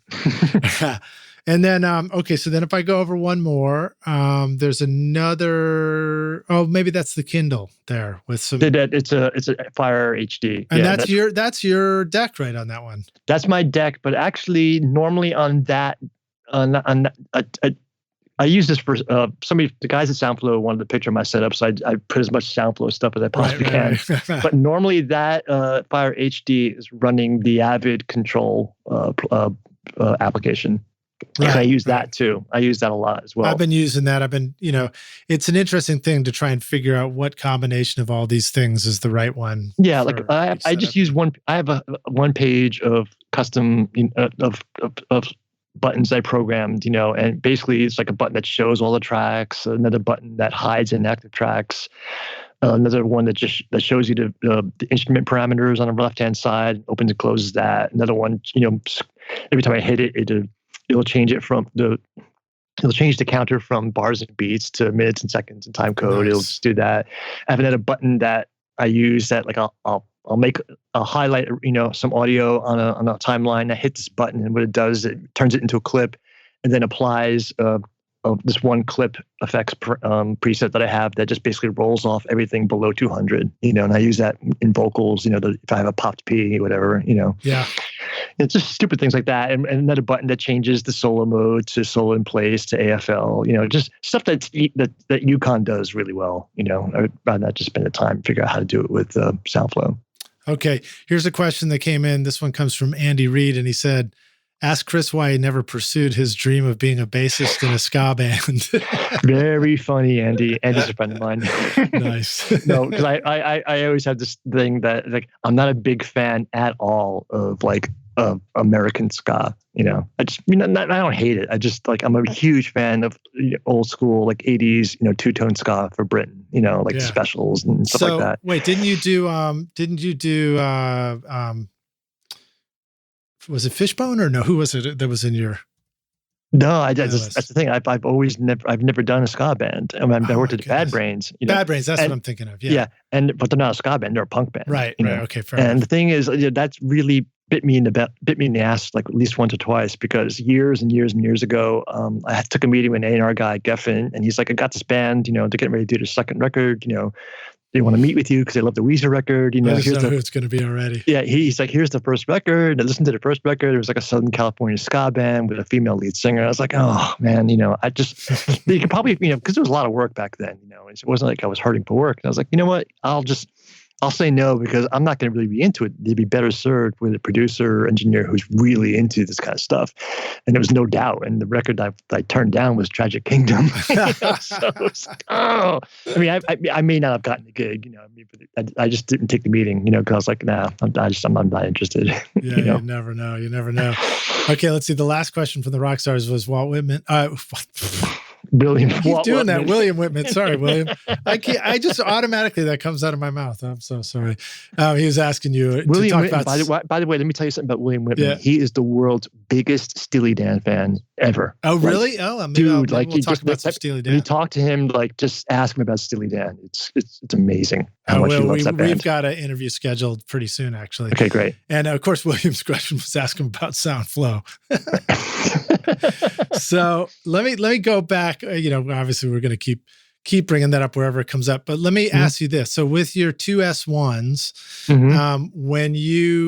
if you wanted to do the drums, you would recall the show tracks, hide tracks, right?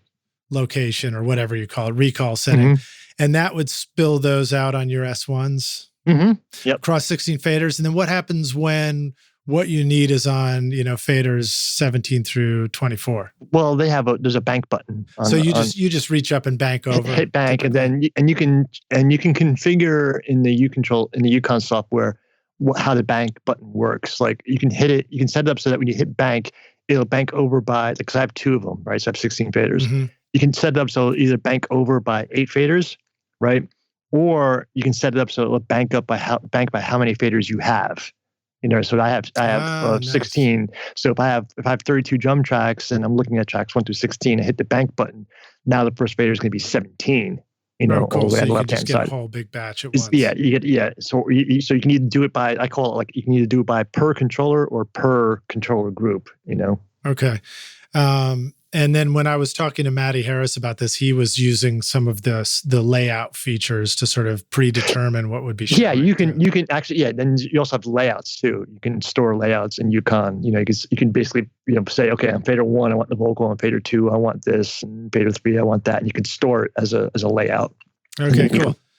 All right. So then below your Kindle Fire, you have something that looks like a scrub wheel controller. What's that all about for you? That's an old Euphonics controller. And Avid bought out Euphonics, and that's the MC transport, actually. And so that's a transport controller with a scrub wheel on it and a number pad as well on top. I don't use it that often. The leftmost button above the leftmost button next to the wheel, I programmed that to be, Yukon has a function called back and play. And so when you hit, while a song is playing, you hit it and it'll go back by a predetermined amount and then go back into play again. So it's really, so it's really cool. Like when you're writing a vocal, so I'll have my vocal all the way on the left-hand side on the first fader on my S1, and my other hand will be resting on that button. and I'll be writing a vocal, be like, nope, I didn't get that. And I just hit that button and it'll just go back, like 5 bars and then play, with just one key press. And then I can rewrite one section over and over and over again until I get it just the way I like it, and then continue on. That's great. And that's probably a command I will write into Soundflow, because right now what I would do is I'm in the habit, I do down arrow, and then I just hit the stop, and then just use the one key play, back up a few times. But it's too many button clicks and it's too awkward, Yeah, just hitting that. It's like, it's called back and play. It's a Yukon function. I don't know if it's available as a command in Pro Tools from a menu or something like that. But yeah, it's one of the things that you can only do in Yukon or with a Yukon controller. But I think you can do it with Soundflow. I think it's not that hard to do.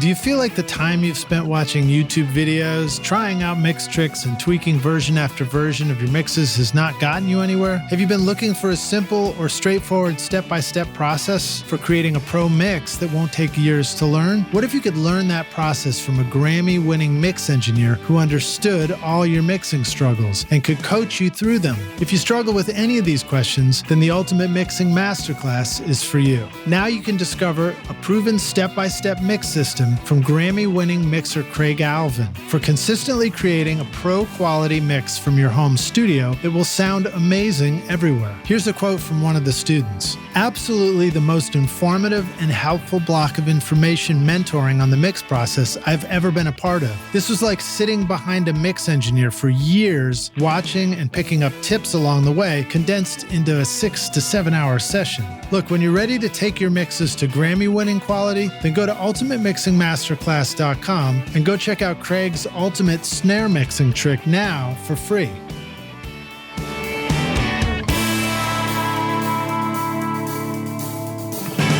So here's another one. Let's tap into your musician, the musician side of you for a moment. I think you'll appreciate this. So one of the features that I love about Isotope Spire, which is the little recording battery-powered thing, is that if you want to, you can be in the moment playing something, and then you've got a fix, and you play it to where the fix is, or you scroll with, you take your finger and drop the cursor right there. And then all you have to do is hit record, and it automatically backs up and drops into record and then just keeps running.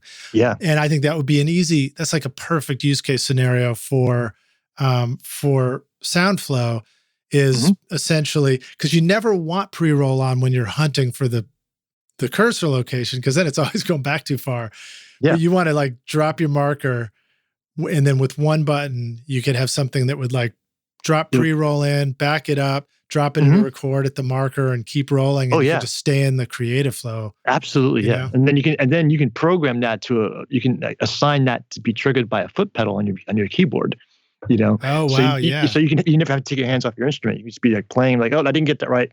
Tap your foot, and then you get a 2-bar roll up, and then you just you keep on playing. Yeah, interesting. Yeah, that's very cool. You could, so now, can you have multiple foot pedals going? I guess you could have a MIDI controller foot pedals. Yeah, MIDI controller. Yeah, absolutely. Yeah. Yeah, but what about sustain pedals? I mean, am I thinking about this right, to try and have 3 of those down on the ground, and you're trying to plug those into places? I mean, dude, I haven't even scratched the surface of some of the stuff that I could do. I have this really old MIDI controller that I bought ages ago from my old guitar rig, and it's 4 MIDI pedals. It basically looks like a board with 4 crybabies on it. Yeah. Right? And each one, it was made by a company called Lake Butler Sound. God, this we're talking the late 80s. And each pedal can send out 16 different controllers on each pedal. Wow. And if you want to, Vernon Reid turned me on to that, because Vernon Reid's a massive MIDI controlled guitar rig guy. Did you do some work with Living Colour? No, but I did it. The very first record I did as an independent engineer was with this New York-based band called I&I, and they were part of it with this group of musicians, this collective of musicians in New York called the Black Rock Coalition, and I&I is one of the bands in the Black Rock Coalition, and the bass player and Vernon Reid had played together in a bunch of bands, prior to I&I becoming a band, and prior to even Living Colour becoming a band. So he was like, "Yeah, we're gonna have Vernon come down for a couple of days and do some, solos and a couple of guitar overdubs." And Vernon had this, huge, rig with three 24 space racks and this massive set of MIDI control pedals. He had like three H3000s, which back then was a huge deal, and it's just tons of stuff. And I sat down with him one afternoon for like 2 hours before, and I actually had him come in 2 hours before the session started so I can like grill him about like what he was doing. And he was just so generous with his time, and showed me a whole bunch of stuff. And I immediately went out and bought just way too much guitar pedals. Is that because you want to be playing yourself too, or you like having those in the studio? Yeah, I fart around. Growing up as a guitar player, I wanted to be able to shred like some of the metal guys I really loved, but I couldn't. I just couldn't do it. So I really started gravitating more toward guys who had a great sound. So I was really into like Andy Summers, The Edge, and guys like Adrian Blue. People who would take guitar solos that had no notes in them. You know what I mean? And that eventually, exploring sound that way is what eventually got me into, being a recording engineer. It was just a natural outgrowth of that. Yeah, that's cool, man. I like that. I actually, one of my first engineer gig auditions was for Adrian Belew here in Nashville. So I was working at assisting at a studio, and then along came this thing, but I hate to say it, but I was sort of young, and I went over, and I thought, I loved King Crimson and I loved what I was hearing of Adrian's too. And I went over, and ironically, the first thing I had to do was take my shoes off to go into the house and everything, which now I'm barefoot all the time. But at the time I was like, why do I have to take my shoes off? Yeah, right. Yep. But I went in and did the interview and everything, and I left, and I remember sort of feeling like it was an amazing opportunity, but I just felt like, you know what, I kind of want to like cut my own path and like start from scratch and, let my first opportunity be something that isn't like there isn't a door already open or something. So yeah, absolutely. Yeah. I didn't get the gig.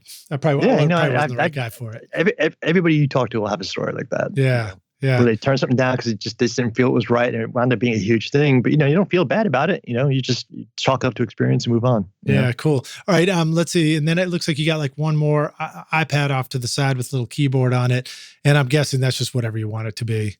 Right next to the trackpad, you mean? Yeah. Oh no, on the right side. On the right side.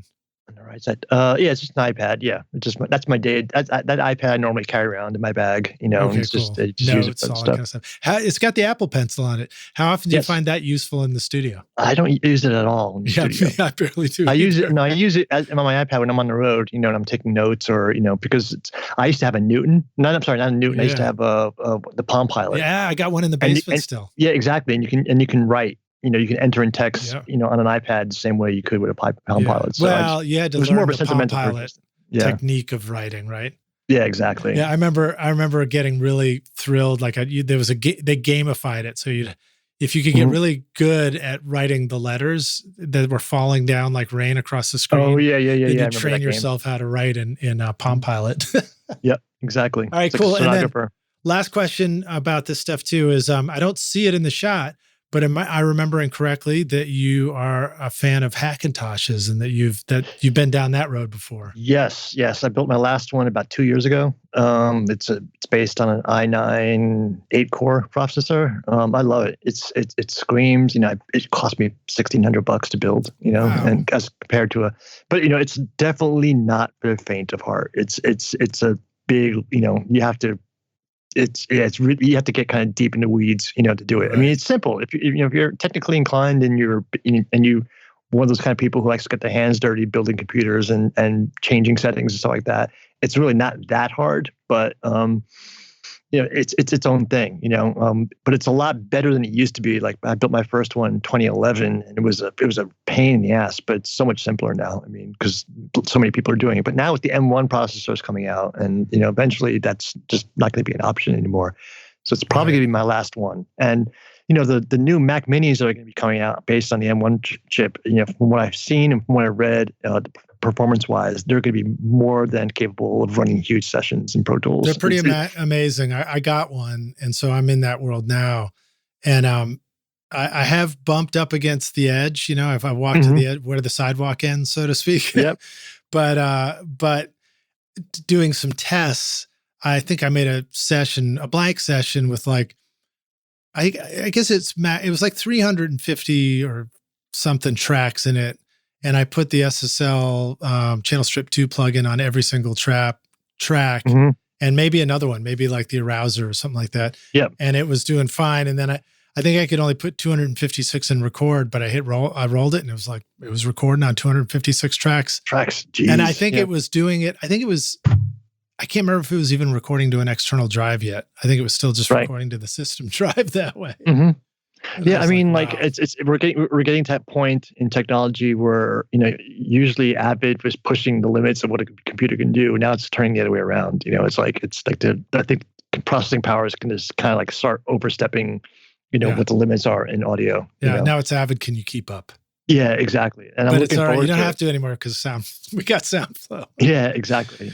Well, very cool, dude. Well, thanks so much for being on the show with us again. Yeah, I got to ask, of course, our closing question, which is hypothetical. We'll take the Wayback Studio machine, and maybe in this case, maybe you just want to go back a few years before you kind of hunkered down in the studio for the past couple of years. Mm-hmm. And you go back and you say, listen, dude, I've come back to just give you some good advice. I don't want to mention what's coming up ahead of you, but, I've come back to give you this bit of advice. Here's the single most important thing you need to know to be a rock star of the studio yourself one day or 3 years from now. Right. What advice would you like to go back and give yourself, I don't know, pertaining to all that stuff? No, now you're really putting me on the spot. What advice? What? Basically, you're asking me what do I wish I knew then that I know now that I wish I knew then. Oh boy, I would probably say. We're going to sample all these ums and slow them down in halftime and remix it too in the episode. Yeah, I would probably say spend more money on memory. Okay, all right, cool. It's basically so are you doing virtual instruments? Is that part of your flow? No, but I like to keep as much of the session audio in RAM as possible. With the with the buffers and all that stuff. Are you on HDX or no? I'm on Ultimate. I have I'm doing it native, but I have Ultimate, and I also have an HDX native card, but I've never used it. It's an old one. So that's interesting. I kind of forgot about that as I was switching over, because I went from my 12-core Mac Pro with 64 gigs to the new Mac Mini, which only has 16 gigs. Right. And I thought, I don't use that many virtual instruments, but I forgot that probably there's a aspect of just preloading the tracks. Yeah, well, the whole memory structure in the M1s is so completely different now, because like people are saying, oh, you need, it's only got 16 gigs. Yeah, but the system memory and the system drive are all on the same chip. So when it runs out of memory, it just pushes stuff over onto your drive, and then now your drive becomes memory, so it's super. That's why it's so wickedly fast, Yeah. Well, I'm glad somebody knows what they're talking about. Yeah, I mean, once all your plugins and Pro Tools itself becomes, M1 native, it's going to be unreal. Yeah, that's what I'm hoping for. Right now, I'm still running my sessions in Rosetta, which Rockstars, just so you know, if you're wondering about how this stuff works, you don't even know what it's running in, but it is. You can go find out by looking in the activity monitor, I think it is. Right. Mm-hmm. But so it's not like you have to open the Rosetta app and then open something in it. You just open Pro Tools and it's running. Exactly. But I'm pushing up against some of these boundaries that I think will go away when everything just switches over to Silicon. Yep, exactly. So very cool, dude. Well, thanks again for hanging with us, man. And thanks Hope very much, everybody. Yeah, thanks for listening, Rockstars. And wherever you're listening to this, if you got questions or comments, please drop them in. If you got questions about Soundflow or any of these other tools that we didn't even talk about Lemur, but maybe we'll come back and talk about that. And Touch OSC, and all those things. And the thing is, Soundflow works with Touch OSC as well. There's a bridge for that. Yeah, cool, awesome. They can interact. Yeah, Chris, let the Rockstars know where you want to go, them to go find you online, if they just need to go check out your stuff or reach out to you to mix their next hit record. How do you want people to contact you? You can my website is chrisshawmix.com, and that's got like a discography and my contact information, email address from me, my manager, or you can go on Facebook and look for me as Chris Shaw Mix again, and then same thing with Instagram and same thing with Twitter as well. It's all Chris Shaw Mix. Okay, awesome. Well, thank you again for joining us on the show. Rockstars, Thanks very much for listening, and Chris, we'll see you around the studio, dude. All right, catch you later. All right, man. Cheers. Thanks so much for listening to Recording Studio Rockstars. If you enjoyed the show and want to help make it better, then please share this episode with your friends on social media and leave a rating and review on iTunes to help the podcast reach more rock stars like yourself. You can click directly over to iTunes or go to rsrockstars.com/review for an easy explanation. And remember to hit the subscribe button to keep up with weekly episodes. And if you're ready to make your best record ever now, then head over to Recording Studio Rockstars Academy, where you can start with my free course at mixmasterbundle.com. And if you want more free content from Recording Studio Rockstars, all you have to do is go to rsrockstars.com/email. Again, that's rsrockstars.com/email to enter your name and email, and I'll keep you in the loop with articles, videos, podcast updates, and even free gear giveaways for your studio. Just look for the link in the show notes below. Thanks so much for listening, and thanks for being a rock star. I'm Lid Shaw, and this is Recording Studio Rockstars. Now, go make great music.